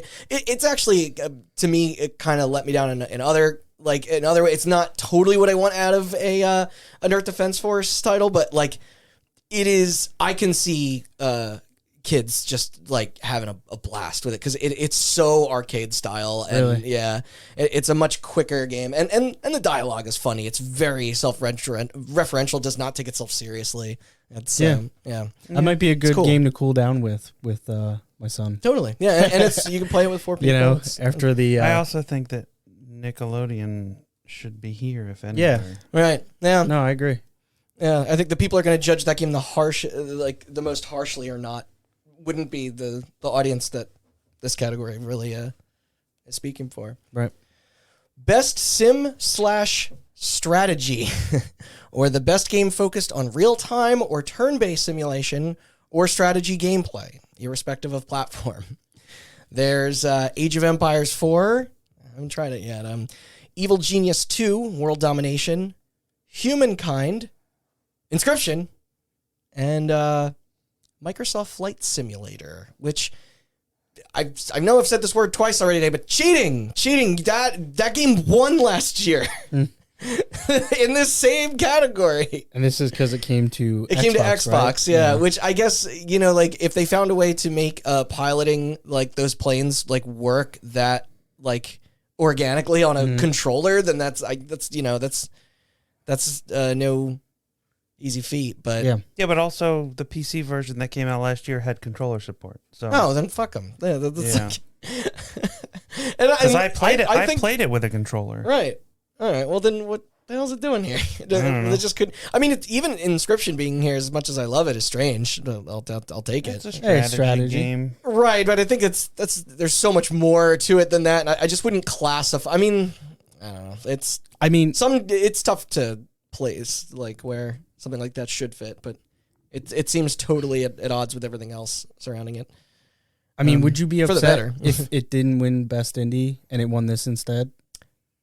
Probably. Yeah. I'll be upset if it loses anything and it's nominated for. Yeah, okay, that's fair. But because, I feel the same way. Inscription's my pick, obviously, but my bet, I'm going to bet against it again. Yeah. Which I don't know why I keep doing this. I'm going to say Age of Empires 4. You're a better man than me. Yeah, you know what? Inscription. There you go. Nope. Yeah, I can't. I've already done it once tonight. So Okay. pick and bet. Inscription. Me? Yeah, you can go next. Inscription's the only game I played on this list. Wasn't a huge Age of Empires player. I was growing up, but just Right. with 2. Right. Yeah, like And I missed that boat. yeah. Don't know very much about Evil Genius 2. Played the first one. Same thing with Humankind. And I never dipped my toes into the flight sim, Yeah, personally. that's a tough pull to do that. Yeah. Yeah, not to be boring on this one, I'm just probably going to copy you. Because Hey. Inscription was great and More the merrier. In the Inscription more of an family. excuse for me to pick it. Doke. Explain. Is it because why is driving a car a sport and flying a plane a sim? Can somebody explain that to me? Perfect. Yes. No, I can't. It's because I get it. It's because there's racing, there's Right. competition in Forza, but like Where would where would you stick a plane racer? There's it too would much- be sim strategy, right? Yeah. But There's like, too many accessibility options to make it arcadey. Yeah, I guess. So it's not a real simulation if you put all those sliders Sure. on the wrong side. I'm gonna go with Randy's original idea. I'm gonna say Inscription is obviously my personal pick, and I'm going to say Age of Empires 4 is my prediction. Okay, All right. that's fair. Last for the genre awards is best sports / racing game. For the best traditional and non-traditional sports and racing game, redundant there, but yeah, we got F1 2021, FIFA 22, Forza Horizon 5, Hot Wheels Unleashed, and Riders Republic. Okay, I'll go first. Yeah. Go for it. We're going to refrain from talking too much about Hot Wheels Unleashed because I got a bunch of shit to say about that I game do that will as come well, up in yeah. Game of the Year. Yeah. Y'all are dumb out there listening. Yes, but also desperate. And I'm in that camp who's desperate for Desperate, arcade yeah. racers, but I'm not resorting to the So I'm going to the throw likes of that and Cruisin' Blast. a little fuckers. curveball your way.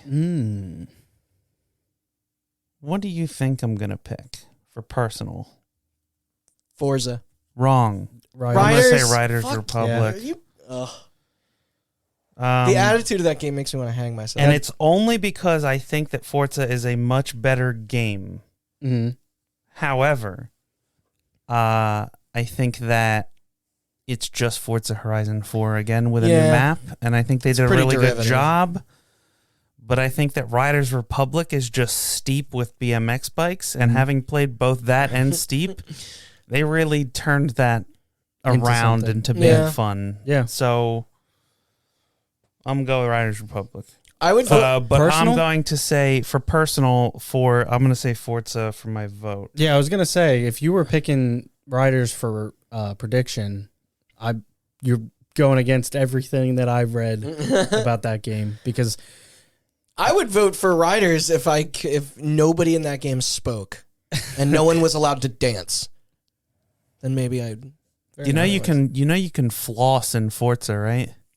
Yeah, I know that. You Trust can me, I floss hate on that too. You can floss on top of like Mexican ancient Mexican pyramids too. You know what's It's way more You know disrespectful. what's great about Burnout? There isn't a single character model. That's not true. They did the bikes in Oh, Paradise. that bike DLC wasn't great. But I just remember, like previously, and even in Paradise, if your car was all fucked up and the doors flipped, there was no driver. It was Dude, I awesome. can't wait for Burnout I don't to want finally get a sequel and for it to have like cosmetics and so I can do like the chicken dance from Arrested Development after like my character model just appears flossing when I take down someone.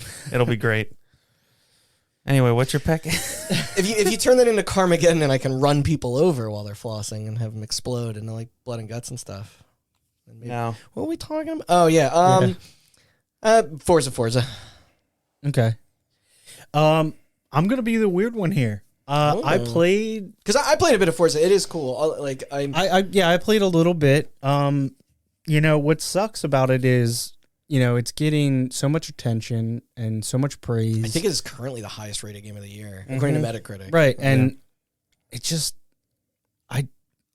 it doesn't appeal to me. And I mean, it doesn't appeal to me either. And it almost feels bad because it's like I hear so many good things, I know. and I want to experience that and understand that. Right? It's not going to change your mind. Right. I think that's because by all accounts, the people that love that kind of thing are like super into it. But if it's not going to pull you to the other side, right? They did like, it. Yeah, like it's. They did a lot of refinement from Forza Horizon 4 to Forza Horizon 5 for the people that like Forza.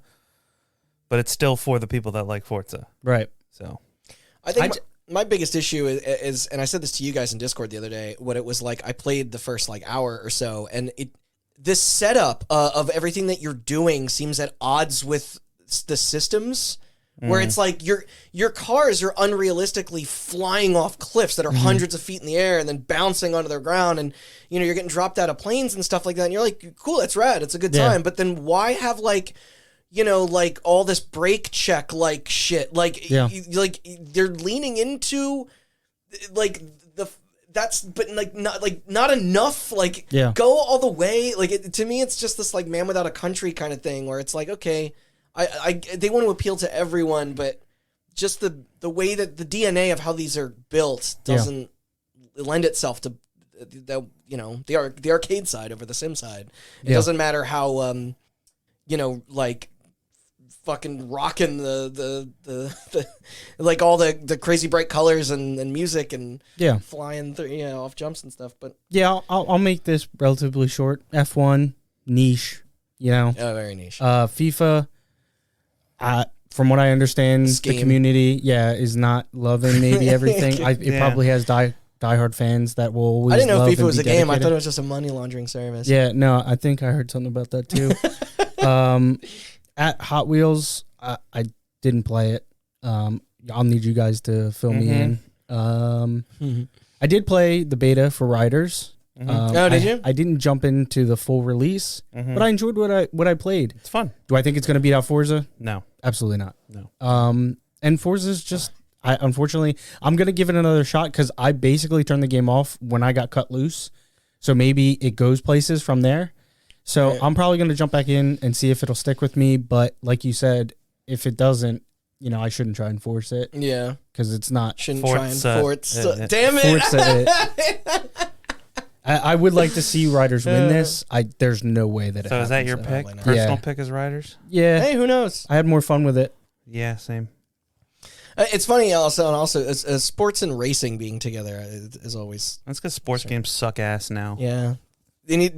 Fuck you, man. You need to have toss a skateboard in there and get me to pay attention. But I love hockey. I haven't bought an NHL game in like 5 years. Actually, from what I hear, all the EA stuff is like bad. Yeah, they're not doing what they used to do. Topic we were talking about before with the licensing rights. Yeah, right. It's so funny what happens when you don't have to try. Yeah. Now I'm gonna have some shit to say here. It's best multiplayer game for outstanding online multiplayer gameplay and design, including co-op and massively multiplayer experiences, irrespective of game genre or platform. Because why it just gotta be online? Yeah. Fucking industry. The wave of the People future. need to get some friends. Anyway. Well, there was a pandemic. So maybe they're taking that into consideration. I say it like it's past. We're past no, it. it's over. Anyway, Back for Blood, Knockout City, It Takes Two, Monster Hunter Rise, New World, and Valheim. 6 titles listed here. Is this one me? Yeah, go for it. Which actually, real quick, when we were talking about It Takes Two, I forgot that it was here as well because I didn't play it as an online game. I assume you didn't either. But, no, I did. Oh, really? Yeah, weirdly enough. Split screen. Right, right. I totally forgot, I guess, from... Was it the same way in A Way Out? Yeah. With the pass thing? Or no, we both use Game Pass. No. Oh, okay. So I honestly thought we would both get our own screen, but that's part of the fun of it. Yeah. No, totally. Yeah. But I didn't make it through all of A Way Out, so I don't remember all that well. I did. Yeah, I mean, I played everything but 2 games on this list, being Knockout City and Monster Hunter Rise. Austin, you were mentioning how we should give it a go, Knockout City. Yes. I'd be down to do that. That is on Game Pass now, right? It's on EA Play, technically. Yeah. You might not be able to play it. Actually, yeah, you're my right. God. Call EA back strikes to again. Whoops. Yeah, I don't have a lot to say. I want to make this one point. Given when Valheim released, and we were really in the dredges of, lockdown and pandemic, I voted for that because I did play this with friends. It was a fun experience. I didn't know you were that into it. You got to bring it up on Game of the Year with Matt. He was like, I didn't spend a crazy amount of time with it. Breathe Valheim for a while. There. Right. So he's probably gonna have a lot more to say than me. Yeah. It's better than any of us that have like nothing to say yet. So. And taking that into consideration, given the release time and what was going on, I think my personal pick would be, because I didn't vote for it in family, I'm gonna go It Takes Two, because I do want to nominate something for an award here. Because I honestly, given the way that I approach family game, I do agree with Austin. I'm not a huge fan of like Nintendo's approach to games these days, especially considering that's an older game that they just re-released and tacked on a couple hours of extra shit. Yeah. So I'm gonna nominate that for best multiplayer, because that's everything about that game. Yeah. It's co-op. It's the whole, more than one is multiple. So it's two. But I will say I'm gonna try and guess that people are going to take that into consideration when voting judges, but I'm going to go vote prediction Valheim. Okay. Interesting. My pick and bet are both It Takes Two. I think that game is excellently paced and brilliantly crafted. I think, Sean, you were saying the other day, like it never spends too much time doing one thing before it pulls you into something new, and it's keeps it fresh constantly. Yeah, that's so hard to do. That shit is great. It might be the best split screen cooperative experience I've had since Portal 2, maybe. Yeah. So like that's absolutely my number one here. But close second. Well, I mean, it's funny because a lot of part of the reason I was kind of begrudgingly saying like that it was leaving out sort of in-person experiences is because it's like when I think about a lot of the other multiplayer stuff I was hot into this year, it was like House of Ashes and Jackbox and even Mario Party. It's like I guess we did EDF World Brothers Online. And nobody else played this, so this is gonna be like my one game that I'm gonna probably bring up in December. But Pac-Man 99 was like, I'm sure I've been plenty on record here of like my love of Tetris 99, and I liked that Mario one until they fucking wiped it from existence for whatever reason. Regardless of my problems with it, my number two would be Back 4 Blood. Right. I did not play Knockout City. I've heard cool things, but I can already say Monster Hunter and New World wouldn't be for me. Yeah, having played New World. Oh, right, you did play New World. Yeah. So, yeah, I'll keep it simple. It Takes Two for those two. I'm going to say It Takes Two for both. I'm going to say personally, I think Knockout City for competitive multiplayer. Right. If Halo is not eligible, I guess because Halo is the best competitive multiplayer I've played in ages. It goes without saying that Halo would have already come up numerous times if it was eligible. But yeah, I think I think It Takes Two is going to take this easy, and I agree. Although shout out to Knockout City, also I guess technically it doesn't to bring up one of Andrew's soapboxes for him since he's not here. Okay. I understand that fighting games are probably kind of excluded from this category, but the rollback netcode on Guilty Gear feels phenomenal. Mm-hmm.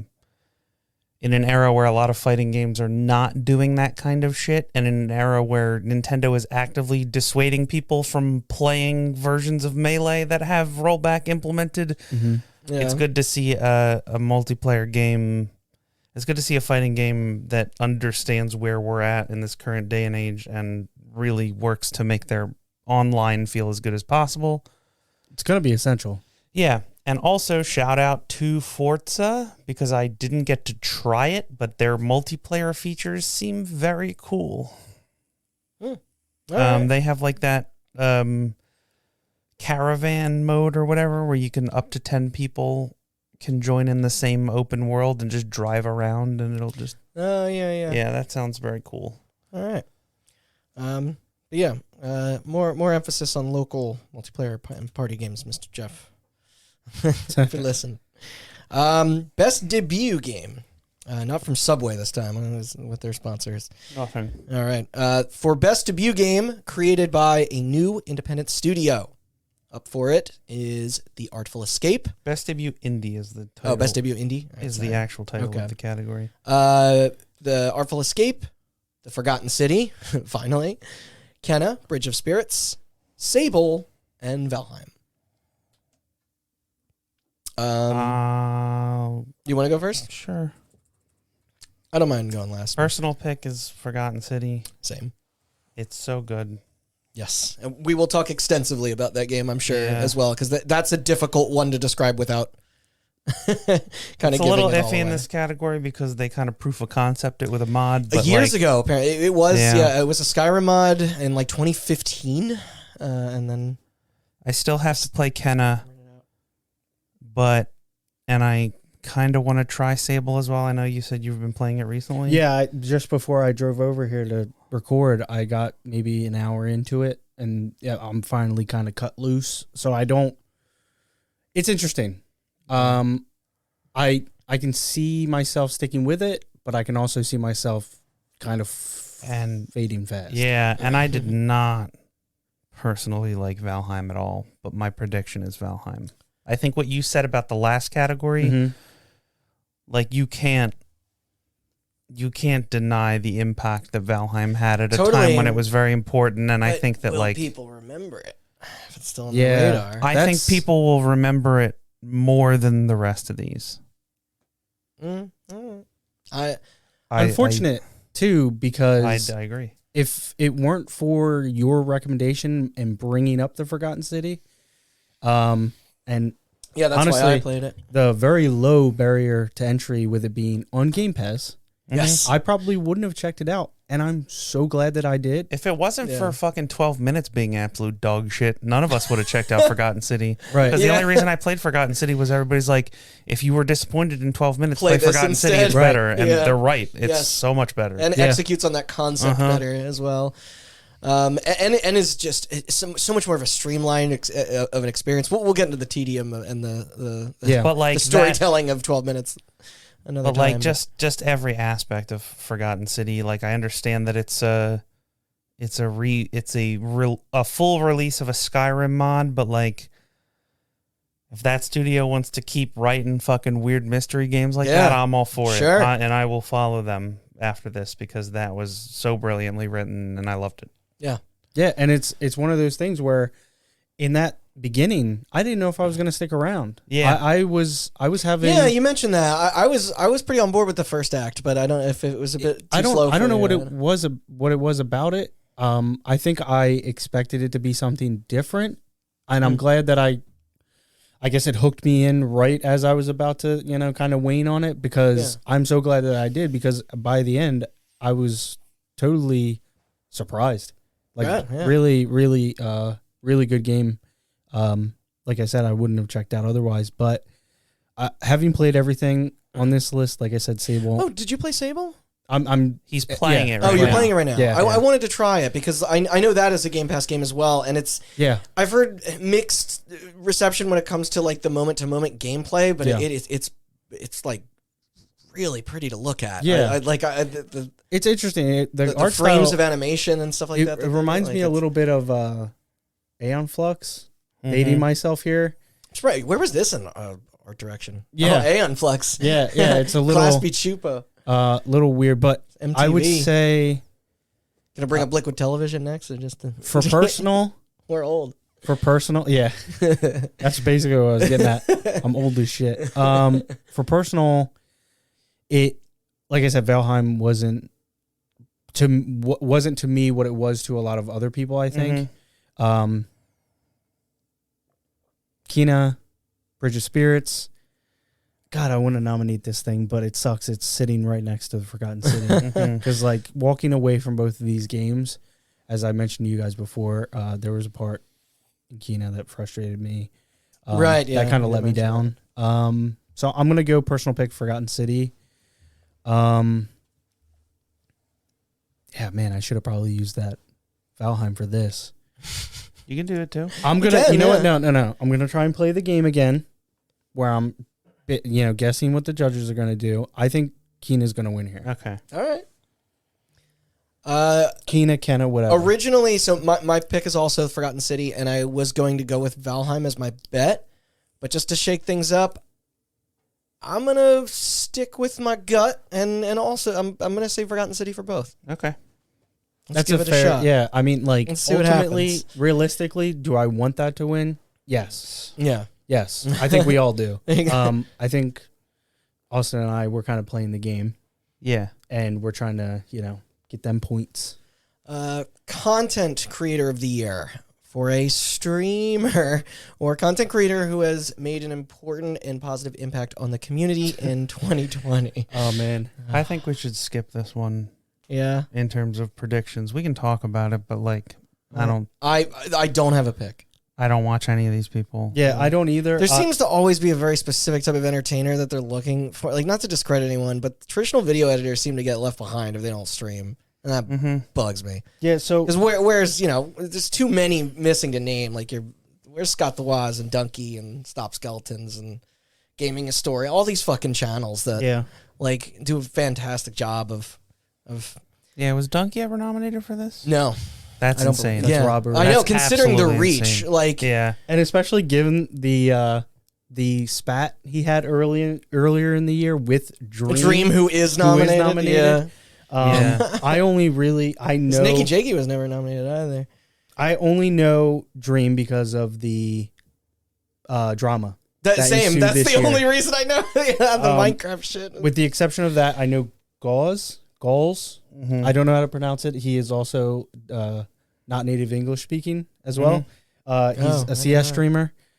He does a lot for the CS community. Those are the only two I have any personal. I know Dream because of the drama, and I know Fusely. I've seen her on other people, like as a guest on other people's streams. She seems cool. Do you know the other two? It's Abai and Gref. Gref, I know. Yeah, he had a big Fortnite event. Yeah. Got a skin. None of these people are perverts, right? As far as I'm aware, no. All right. Well, good on. But also, shout out, why the fuck is Ludwig not on here? Yeah. Come on, considering what he did this year? Considering with the fucking Forever stream? This whole year has been a blur. Yeah. Subathon was this year. Subathon was this year. That It was this in year. March. Okay. It was in March into April. That is insane that he is not on here. I didn't even think about that. Mm-hmm. Looking at their previous winners, with the exception of Greg, and maybe I'm missing some other ones, but like I remember we were really excited because I think it was last year was Alana Pierce. The year before that was Danny. Yeah. And neither of them won. Yeah. But it was like you have like a documentarian who's up against somebody who's like good at a MOBA or a shooter. Like I'm like this. You shouldn't be roped in together. Like Yeah. Yeah. But we can maybe best content creation and then best esports athlete. Yeah, or something like try and split it up between people that. Wait, that actually, I put think out, they did do that. No, this year. no. There are esports athletes. have Sorry, I thought you were getting at like a content creator versus like a streamer, but that's tough. I don't know. There's a lot of people who do both. Yeah, I don't know. It's a weird category. I think it should go by how old your audience is. Yeah. Do you know how many One for kids, Minecraft one stands are making 10 accounts to vote for Dream? I have no doubt. Them kids are fierce. Well, I just think like if you're gonna give the spotlight to streamers, there are obviously a lot of different people that make different kinds And of I know stuff. that this is voted on, but I like Ludwig not being there is insane to me Yeah. personally. I think especially with the subathon. wasn't the first year Jeff nominated and he also lost, and he's like Yeah. probably the most influential figure. Yeah. Yeah, but yeah, the Ludwig stuff is wild. And I want to That do a is quick shout out. Somebody I discovered this year millions of people that I'm very upset that he's been creating content on YouTube and then started streaming years ago. Penguins. Yeah. Yeah, I actually Yeah. that might have been late last year. Yeah, Moist Critical should be on. Yeah. there, But too. I don't know if either of you are familiar, but I kind of want to do like a little mini shout out to Germa985. I love Germa. Yeah, Germa Who's did. that? I'm not familiar. He did. Okay, so he did The Dollhouse? He did the Dollhouse stream, which is it was a live action Sims game yep. where his audience got to vote with a Twitch extension built-in link on the site on what he would look like and what he would do. And Wait, really? Yeah. not only that, he did. That sounds great. He didn't. I don't remember again if it was late last year or early this year. He did like a treasure hunt in the middle of like Las Vegas in the desert, where he went to find his grandfather's like treasure that he had a map for, and then he was clowning on the whole like Pokemon meta that happened, where every streamer on the platform was using Pokemon cards. And he dug up like this really old, obscure fucking game called Grotto Beasts. but- Inscription. no, I'm gonna end rant there because I could go on forever. The dude's fucking No, hilarious. that sounds fun. I don't know why he's not on here. 'Cause that Dollhouse stream was like some of the Yeah. funniest shit I've seen Yeah, all the year Dollhouse was from a great. content creator. So Also, shout out to Cutie Cinderella, Ludwig's girlfriend, Oh yeah. like because she helped put on ShitCon and ShitCamp, yep, which were both phenomenal. mhm, Because TwitchCon got canceled. yep. And also, she is one of the hardest working streamers ever. Her stream on, like, when the hot tub streamer meta, did you watch her stream? Oh, you told me about this. Yeah, Yeah. she wore a full scuba suit. Oh, God, it was so... And then she took donations for... She was like, I'll change into a new costume every so many subs. And then it was just like a princess outfit. She found like a Cinderella costume, but wore it in the hot tub on top of a wetsuit. And then when That's awesome. when that got taken away and they did the ASMR thing, Jeez. she bought one of the yoga pants that has the padded butt. They're Yeah. called TikTok pants. Mhm. And she Pants. shoved a bunch of hoodies in it, so her butt was like a foot out from her body. And she just laid down and whispering into a mic, and she was like reading Bible verses but whispering. It was so funny. That's fucking great. It was so good. So shout out Cutie Cinderella. Yeah. Not to discredit anybody who was nominated. Oh, yeah. I mean, I will. It doesn't sound like anything they're doing was as fun as cool as this. Yeah, It's but interesting. it's I don't have a dog in this fight. No. No. I don't really know. Congratulations to Yeah. whoever gets it. Just please don't. I'm be sure a sex pest. You're awesome, and your fan base really loves you, and I'm happy for you. If I had to pick one, which we're not doing predictions, but I'm gonna go Fusely, Yeah, just because being a woman on Twitch is fucking hard enough. Agreed. Yeah. So, and she seems fucking cool from what I know. And Twitch doesn't always make that easier either. No. Nope. All right, so let's just shoot through the next couple categories regarding the esports stuff. No disrespect to anyone nominated, of course. I just don't care. But yeah, I have nominations for everything. it'd be silly of us to vote on I don't know. I'm not going to go into detail. without following it. Okay. But Well, yeah. Best esports athlete. We have Chris Simp Lair. Hio. Wait, isn't that word banned Well, on Twitch? Hio Showmaker Sue. Magomed Collapse Kalilov. Yeah. All right. And Alexander Alexander Simple. Kostylev. Kostylev. And Tyson Tens. No. Yeah. Yeah.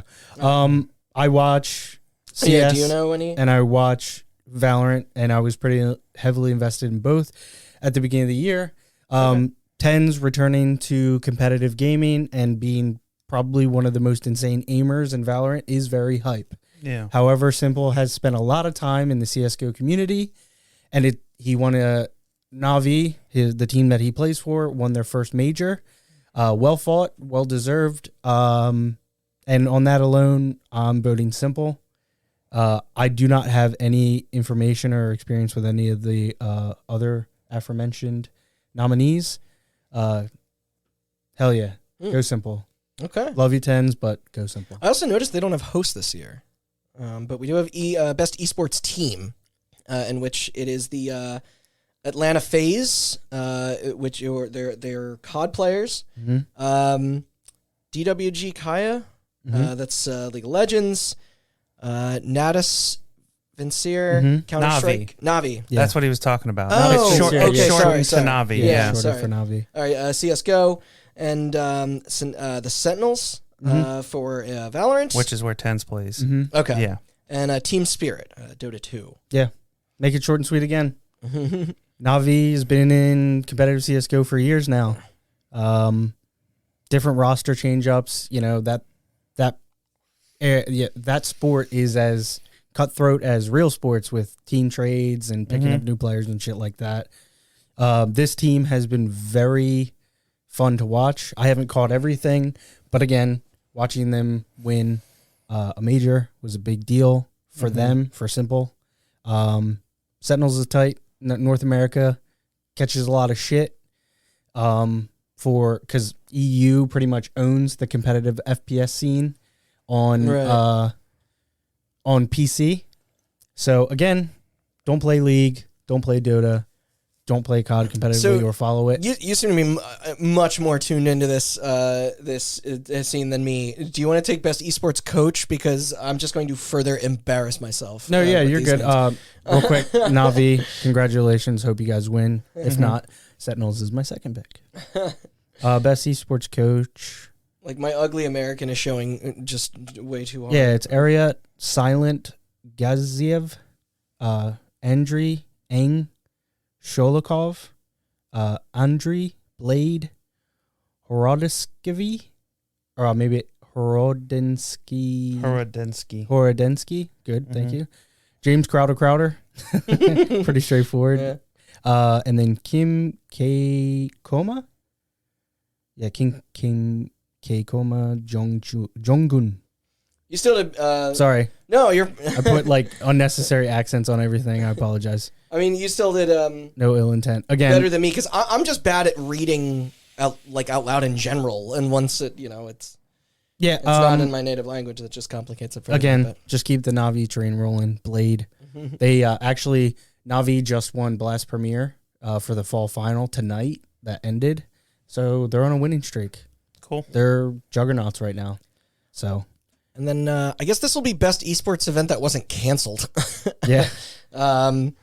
So what was? I wonder how they're going to handle it for 2022 if we're still in the same place by the end. But this is what was able to happen this year: the 2021 League of Legends World Championship, the International 2021, which is Dota, the PGL Major Stockholm 2021, the PUBG Mobile Global Championship 2020, and Valorant Champions Tour Stage 2 Masters.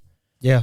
So, I assume, did you watch I watched Stage 2 Masters. If I'm not mistaken, this was the one where Sentinels actually got knocked out. PGL Major Stockholm was the tournament that Navi won. I'm just going to keep the Navi train rolling.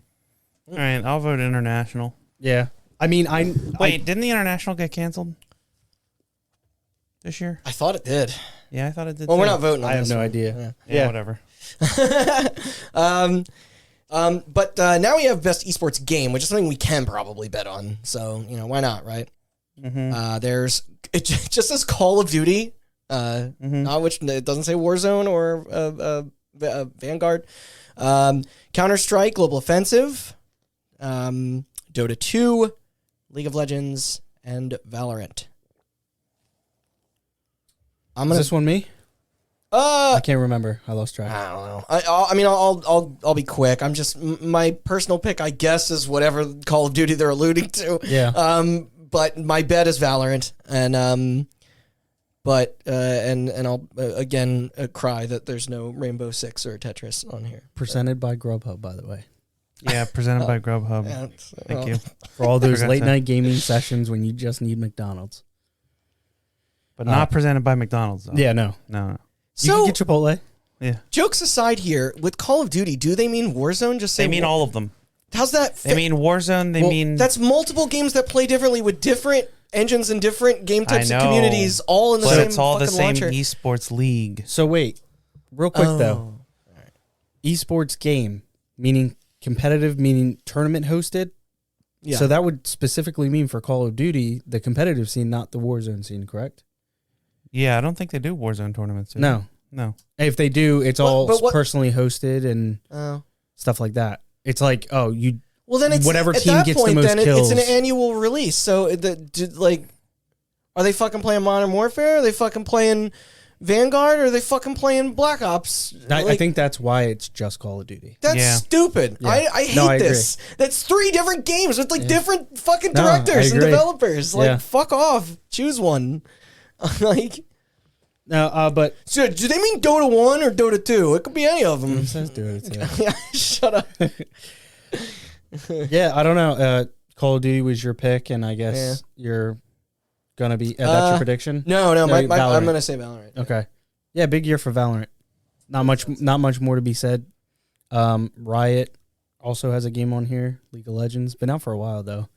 As far as best game this year, a lot of eyeballs were pulled from CS to Valorant. How the staying power of that remains to be seen.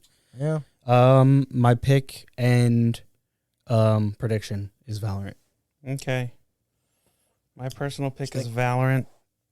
My prediction is League of Legends. I'm that Netflix show. I'm so disconnected from I just that think genre. I just think that MOBAs are just better esports games because they're easier to watch. No, I get it. First-person games are hard to watch. It is. It is. Yeah. If you're not interested in the game or you don't play it Yeah. yourself, it is definitely. I totally understand. What was your pick? Both Valorant. Okay. Yeah. So now, gentlemen, we are down to our final 3. I'm going to save the wacky one for after Game of the Year. But first, it's Game Direction. Oh, Awarded for outstanding creative vision and innovation in game direction and design. We have in front of us Deathloop, It Takes Two, Returnal, Psychonauts 2, and Ratchet and Clank Rift Apart. Game direction. My personal pick is Psychonauts 2. Same. My Love you, Tim Schafer. my prediction is It Takes Two. Ooh. really? Yes. Okay. Can you just recap the description one more time for me? Because it's not on mobile. Awarded for outstanding creative vision and innovation in game direction and design. Man, I'm the Returnal guy. Mm-hmm. And full disclosure, I voted Returnal. What? There's a lot of great games on here. Yeah. There's one not so great game. No, I'm just kidding. Ratchet who? I'm glad they get to go head to head though. Listen, Yeah. there's not much I can say and go into to explain my love for Returnal. Okay, we'll do that later. Yeah. So, but do I think it's going to win game direction? Probably not. Psychonauts and Deathloop are my 2 like standouts for the actual winner. Okay. I think every game deserves to be here, -1. I think that all fantastic games. My heart lies with Returnal. I'm That's okay. gonna do a Randy vote here. Against your... I think playing the game that Deathloop's gonna win this. Okay. Most nominated title. I think that stands for something. So no, so the funny thing is I'm a combination of the two of you because my pick is Psychonauts 2. my bet is also Deathloop. Okay. I don't think It Takes Two is doesn't have a pretty good shot. Either. I think that's smart. Joseph Ferris is a pretty he makes himself a prominent figure in his games, and this is direction. This is like somebody and I think all of these games, with maybe the exception of Ratchet, are very particular. They're very everything in these games are on purpose. They're clearly a vision of somebody's intentions, and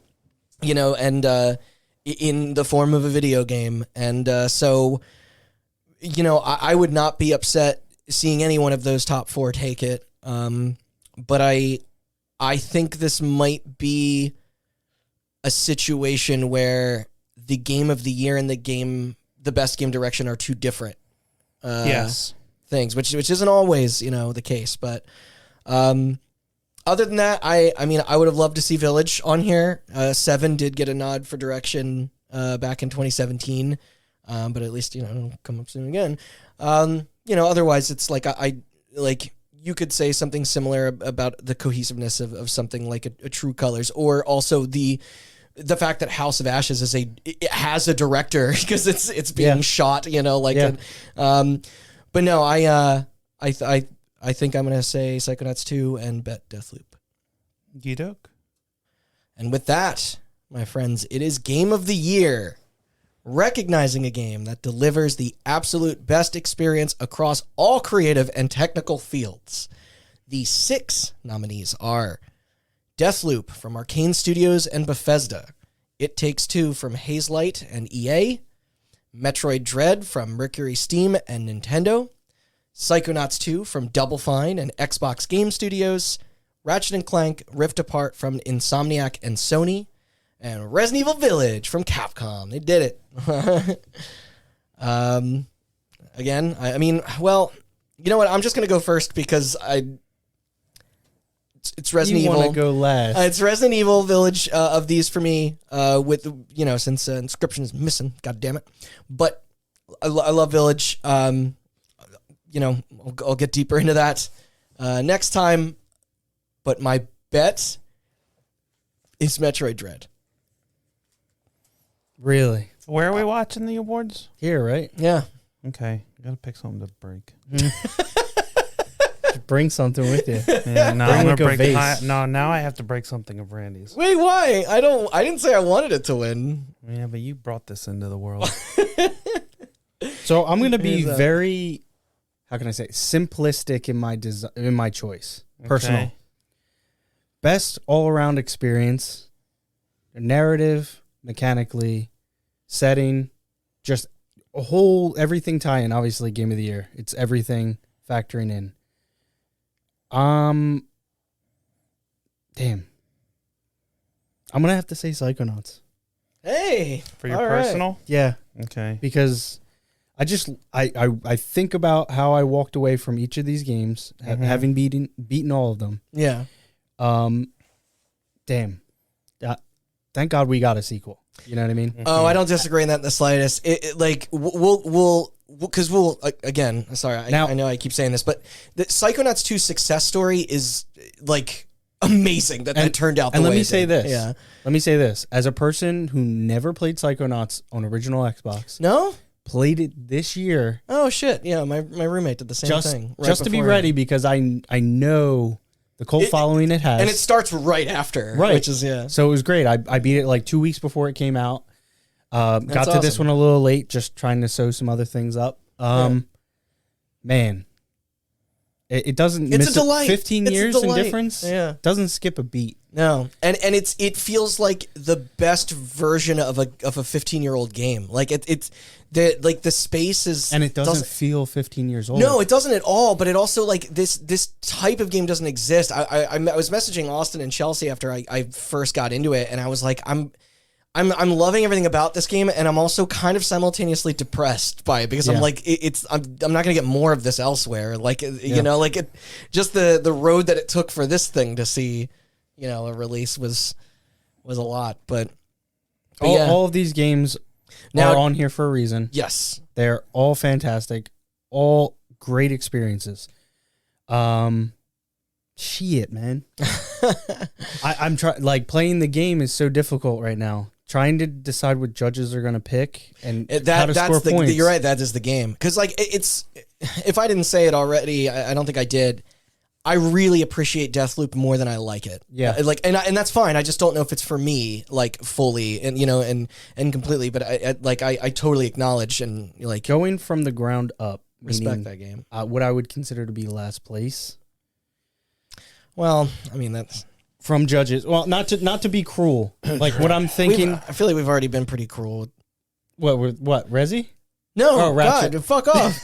Ratchet. No, it's funny because I don't think Resident Evil is going to win, but like I'm happy enough just to see it here. But right. If I can do my best to remove the biasness of my love of the series for a minute, I think that game it's almost like 5 games in one. Because of just like each area that you explore kind of represents almost a different type of horror and a different type of game. And that's super cool to me. Yeah. As a person who loves horror themes. Yeah.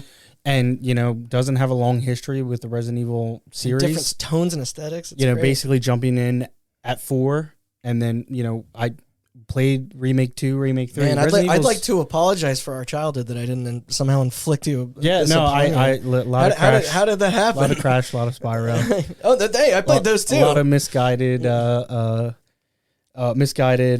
decisions on my own. I did a disservice as your friend. No, it's quite all right.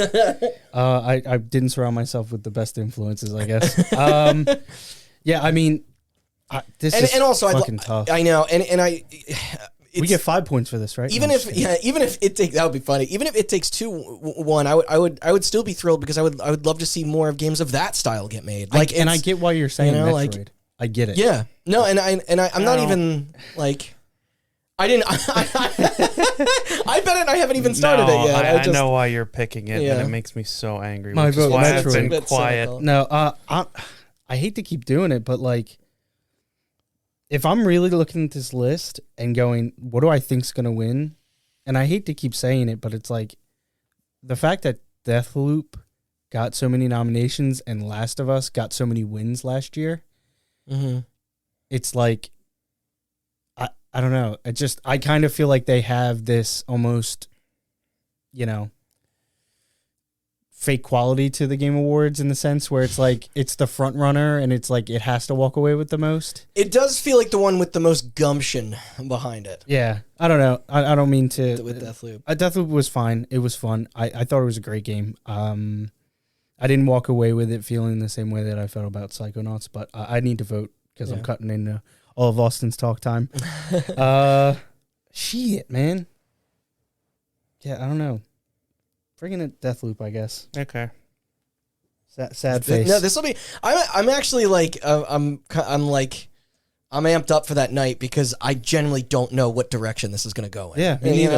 It's very. It's a very divisive topic nomination. I fully understand why you would pick Metroid Dread, as do I. but again, to upset you, my heart.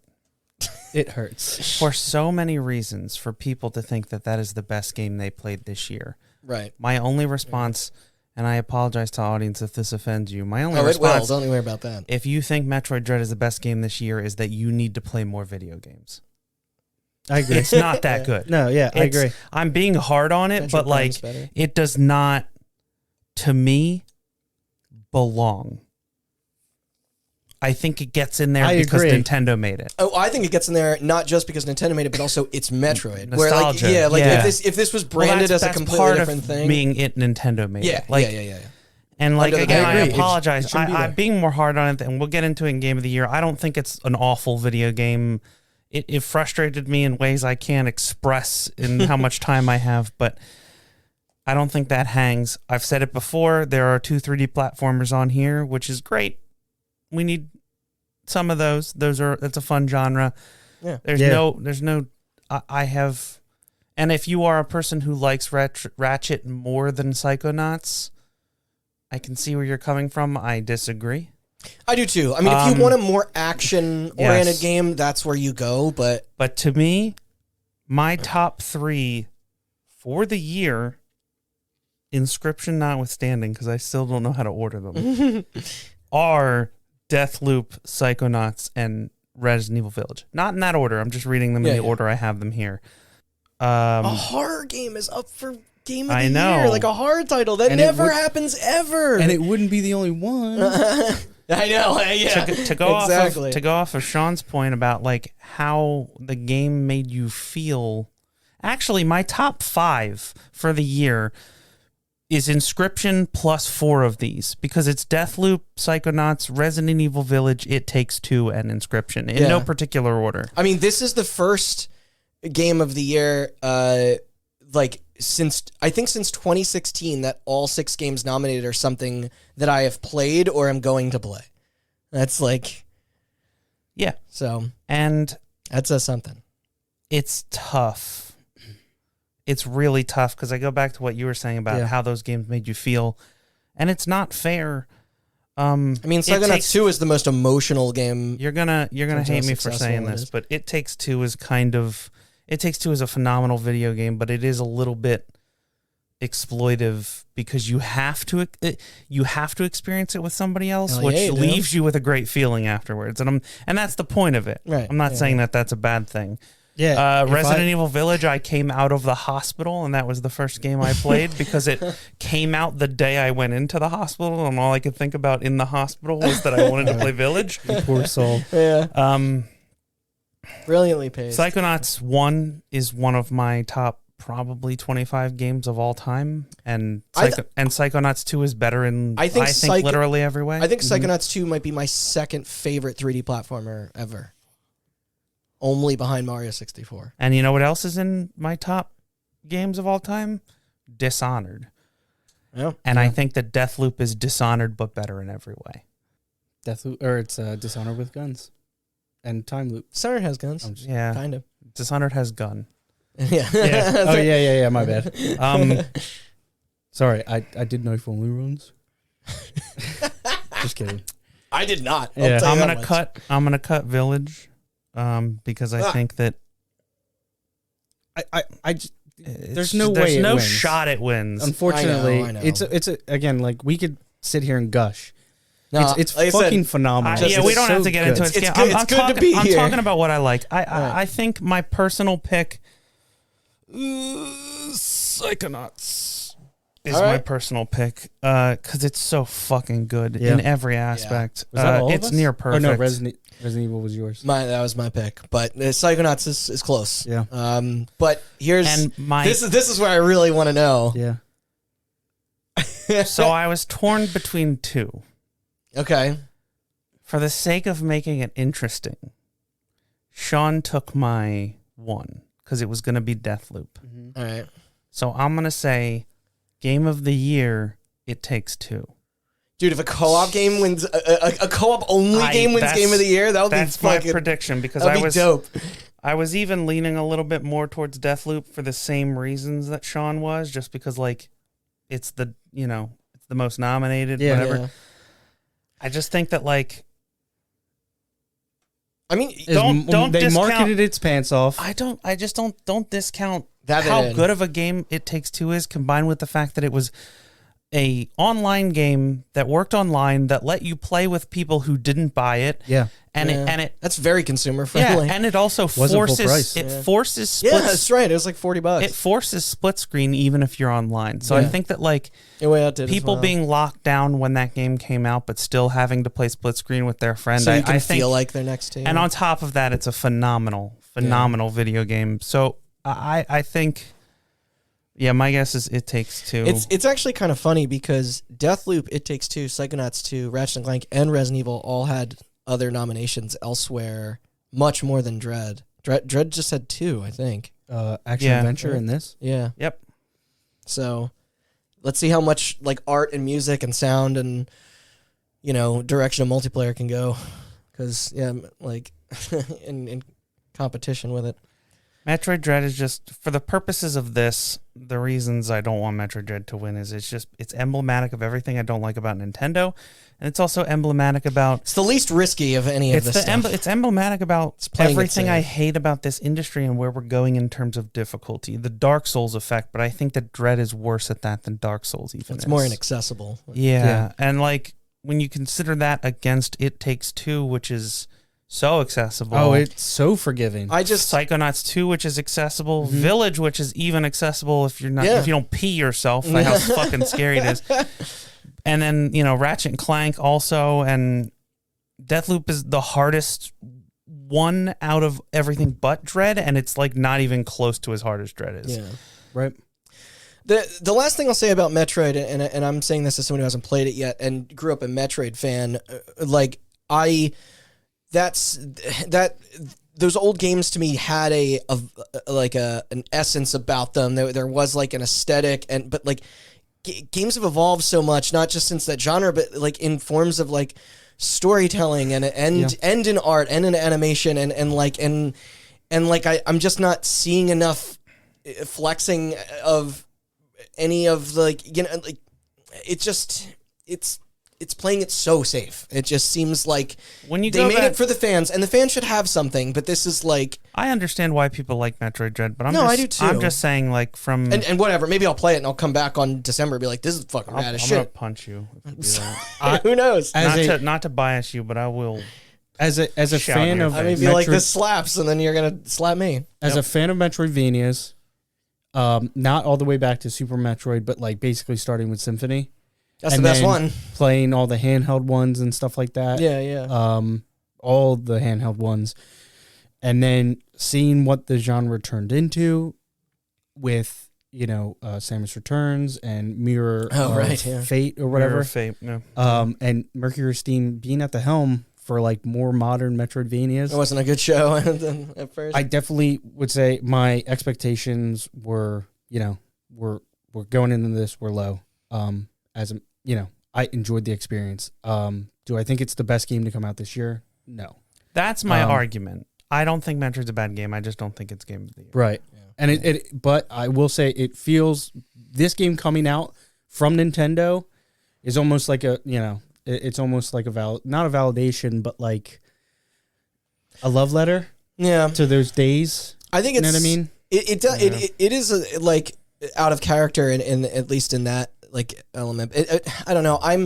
The most likeliest scenario is that I'm going to play this and be like, this is kind of cool, and then it's going to kick my ass, and then I'm gonna drop off. Also, I mean, you guys are both better at games than me, and if the difficulty is like that aggressive of a problem, and I'm not having fun, I had my issues. I have no problems putting it down and walking away. Not even just with. I'm not going to get into it. I had my issues with it from the very begining till the very end. I'm sure this will come up more on Game of the Year. Yeah. Yeah. There's just also one last thing, which is that I have this little chip on my shoulder. They called it Metroid Dread. Well, that was because that was the leaked. I know, but like all the trailers were like, this is a different. Yeah, it's going to be like moody. It's like moody and atmospheric, and there's like horror elements to it, and it's like when on paper, I was like, hell yeah. Yeah, when a 4-year-old comes up to you and goes boo, and you have to go, oh my god, you scared me. That's what this game is. If you thought Metroid Dread was scary or atmospheric at all, play Village. Yeah, if that's what you're looking for. Yeah. It's got less shock factor than like a Five Nights at Freddy's game. Yeah. So last but not least, as a bonus point, they're once again doing the poll for the most anticipated game. That the hyped up hotness not yet released. Yes, and this is all fan voted, correct? Yes, correct. Okay. Presented by Prime Gaming, by the way. Who's BT that? Dubs, Amazon Prime. Oh. Yeah. Yeah, they're giving out free games, actually good ones. Oh. They gave out Control recently. Yeah, Control. Oh, that's been given out on every platform. Oh, yeah. They've picked for us Elden Ring. It's back. Which, speaking of, God of War Ragnarok and Horizon Forbidden West and The Legend of Zelda Breath of the Wild sequel, the only new addition here is Starfield. Mm-hmm. Which we'll see. It's just funny. Much of this was delayed, but I mean, Are we doing personal and? We'll do personal after. Well, all right, yeah. Of these, what are you guys the most excited for? I mean, is Elden Ring the only one with a? Well, no. Elden Ring and for Horizon both have a date. Yeah, early next year. The last two games might as well not be real. Like it's. Yeah. Starfield has a date. Does it? Mm-hmm. When is it? 11/11/22. Oh yeah, that's right. Oh. Fuck Yeah, they're doing this guy. Who gives a shit? Yeah. Maybe having Microsoft money will help, iron out some of those kinks. Doubt it. You know what the funny thing is? Sorry. My pick of these is Starfield, not because I care about that game, but I want to see what Space looks It like. is? through I their want to see eyes. what it is. Like in that, Yeah. like when you look at the state of Bethesda in 2021, people are kind of wised up against the formula, and they have no choice but to shake it up. And then because 76 happened, and it's like Elder Scrolls 6, I guess it presumably is, and it's still in its early stage of development. Like there's a lot riding on this game for that company, and I want to know if they're gonna like commit to it. Like imagine that comes out and it's not a janky, broken, or annoying mess like 76 was. Like, what if they hone in their storytelling and some of their technical craft and it's... But, like, because we haven't seen gameplay, Hey, you know what? so... There's a game that came out this year that surprised me and exceeded every expectation under Microsoft, and that was Halo. Yeah. Now, the single player experience remains to be seen, but I'm hearing nothing but good things again. Same here, yeah. Yeah. And it's a different take. Yeah. On the Halo franchise. Yep. So, let's hope maybe the Microsoft influence, they're going to just start shitting out gold for all these, long-running franchises, or, in this case, not a long-running franchise, but new direction for a, company that's been around for a long time. Yeah, let's hope Starfield can do something. And my bet is Elden Ring. For the memes. Yeah. Well, no, I mean, the people have gotten to play it, right? And there's Yeah. been a lot of chatter of how good their time was with those demos. So, and it's also coming out the soonest where it feels like real. So if you're fan voting, like, Yeah. this game is like a month out, right? Or 2 months out. January 25th? Yeah. Yeah, no, I'm... As opposed to like a Breath of the Wild 2, which, everybody is looking forward to, but... Was Ragnarok pushed? Yeah. Yeah. Okay. And so is Horizon. Yeah. Mhm.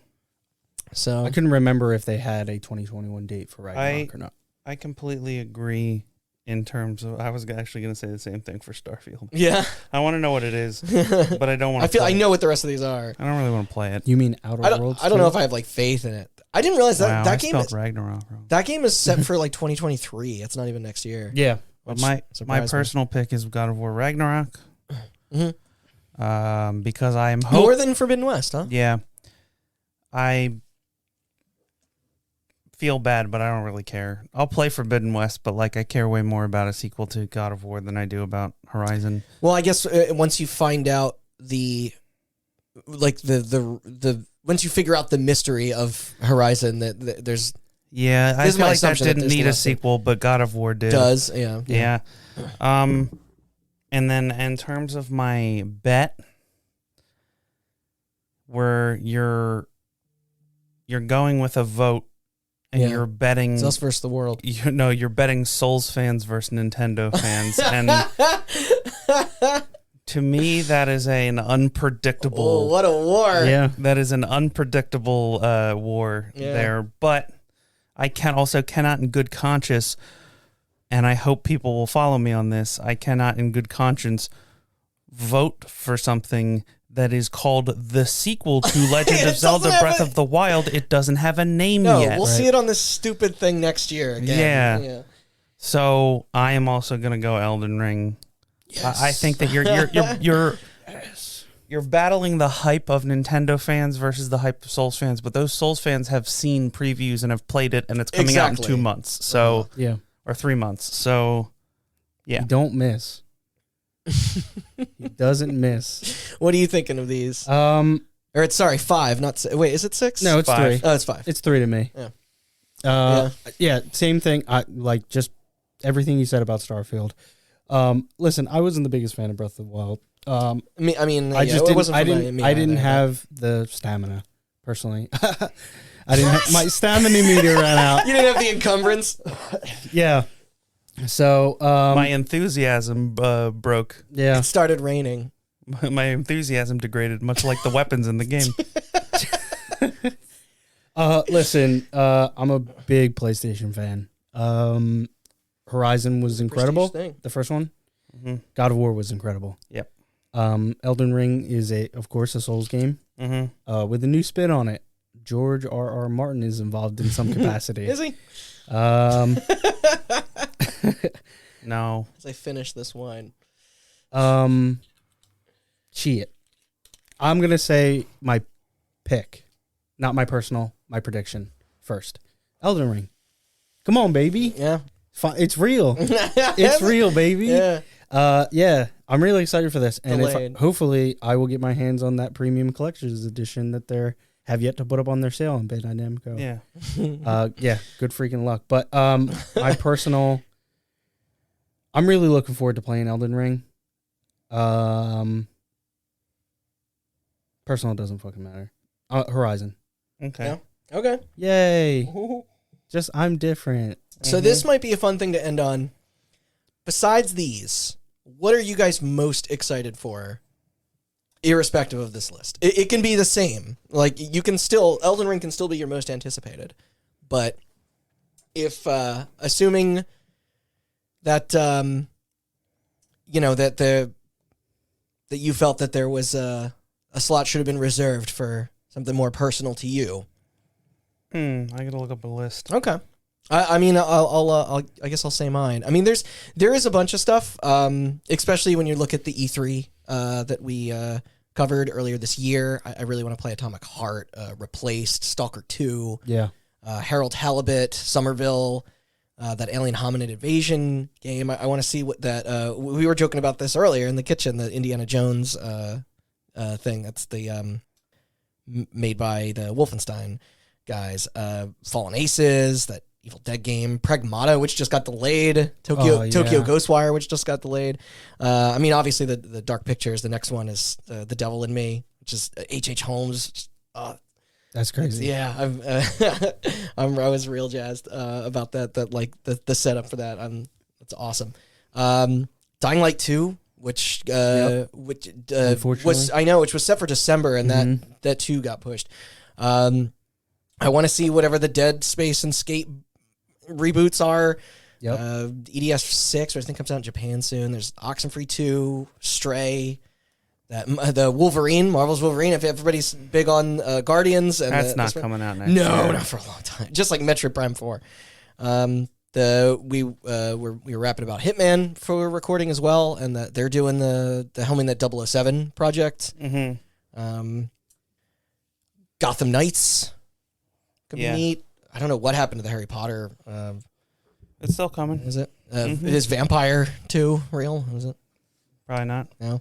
But above all, Perfect Dark. I need to know what that is. Hopefully we get information. Yeah, which coincidentally it was announced at the Game Awards last year. Yeah. So we've now gone a full year with nothing new from it, and that first game is real near and dear to my soul, and I want to know what the fuck it's gonna be. And seeing how the way that Microsoft has bounced back with Halo, it gives me a lot of hope. That really excited to get my hands on Overwatch 2. Just kidding. I could fucking you care said less. that. I know. Anything Blizzard's putting out, I have played more Overwatch than probably any game that's released in the last 10 years, and that wasn't even on my fucking list. It was pushed to 2023, right? Who cares? That and Diablo. Yeah, they both were. I'm curious. And they canceled BlizzCon. I'm curious how post lawsuit Blizzard's gonna handle all that. No, I mean that's no, as a Diablo fan, yeah, I am interested in seeing what 4 actually becomes, if anything. It'd be sweet if it was good. Yeah, I mean, you rattled off a lot. I did. I mean, I kind of sprung this on y'all. This was in front of me, mostly just because it was stuff that we discussed on E3, and I copied and pasted a bit. I got 4 answers for you. Lay it on me. Yeah. I want to multiverses. Mm-hmm. Cool. Yeah. Project L is not coming out next year, That's but the I would League love to play that. That's fighting the game. League fighting game. That looks fucking awesome. Yeah. Suicide Squad Kill the Justice League. Oh, I forgot. I really want to see what Rocksteady is going to do with that. Because I said Gotham Knights, but maybe I was flipping the two. Yeah. I mean, they're both coming out next year, supposedly. I know, but I just confused the two. Uh-huh. And then I had another one, but I guess it's not important if I already forgot it. So, yeah, I guess those three. Show me Joanna Dark, Jeff. Yeah, for me, it's God of War. It was really hard to pick one. I just picked Horizon to be different. Hey, but Horizon, God of War, Elden Ring, obviously. There's a little one I just actually found out about called Martha is Dead, coming out early next year. It's going to be a photorealistic What's that? horror something. Oh, yeah. I like everything you're saying so far. I think it's set in Italy. You also reminded me of Abandoned. Oh yeah, I was gonna say that. I'm sorry, Silent Hills. Yeah, I was gonna say that as a joke as well. Oh, I'm ready to get 5 seconds of in-engine non-gameplay. Fuck off with that shit. Release. I remembered my two. My more immediate two answers are Dying Light 2 and Sifu. Yeah. Oh, is Sifu the fighting? Yeah, What? Absolver guys. Okay. So no. What was the other one at E3 and it looked fucking dope? What was it? Really killer. Shit. Do you remember what I'm talking about? It was like Midnight Express or something. Oh, yeah. I think that's what it's called. Is that right? No, Midnight Express. Fight Express. Midnight Fight Express. Yeah. Fuck. Yeah, it looks cool. Yeah. I love everything about the just like the look of that fucking thing. But Yeah, man, it's hard because like, what's gonna get pushed right, into that is the ultimate. following year, and you know, I mean, That's what why- Saints that's just why- got like a fucking. That's why I have two separate answers. I think my immediate answer is Dying Light 2. Well, because that game feels more real. Because And that game feels real and feels like it's going to come out. And my long answer, if you could give me any game to play right now that's probably not even going to hit 2022, it would probably be the Rocksteady Suicide Squad game. Mine is GTA 6. Well, yeah. jeez. But that's our awards special. With thanks to Jeff Keighley for giving us an excuse to chat about the shit we've played for the podcast. And be sure to join us again in a couple weeks to hear how we scored, along with which one of us will be crowned victorious and get bragging rights, the totally knows everything about the games industry medal. Otherwise, if you would like to vote for yourselves, you can. It's just up on their website, as well as places like Facebook and Twitter, the same places you can find us. In fact, Austin, would you like to do the plugs for us? But just one last time, if you were into this, please be on the lookout for our game of the year, especially if you're down to listen to some arguments. Hot Button's first ever, where 5 of us will duke it out for our own personal winners together. So it should be a good time. Yeah. Yeah. Thank you for listening. You can find all our podcasts and more, hotbuttoncast.com. You can subscribe on iTunes, Spotify, or wherever else you get your podcasts. And keep an eye on our socials, Twitter, Instagram, Facebook, at HotButtonCast, for when our results cast comes out and also for when our Game of the Year stuff comes out. Yeah. And then we will be back in January for your regularly scheduled programming. Yes. The Game Awards, December 9th, 8 p.m. Yep.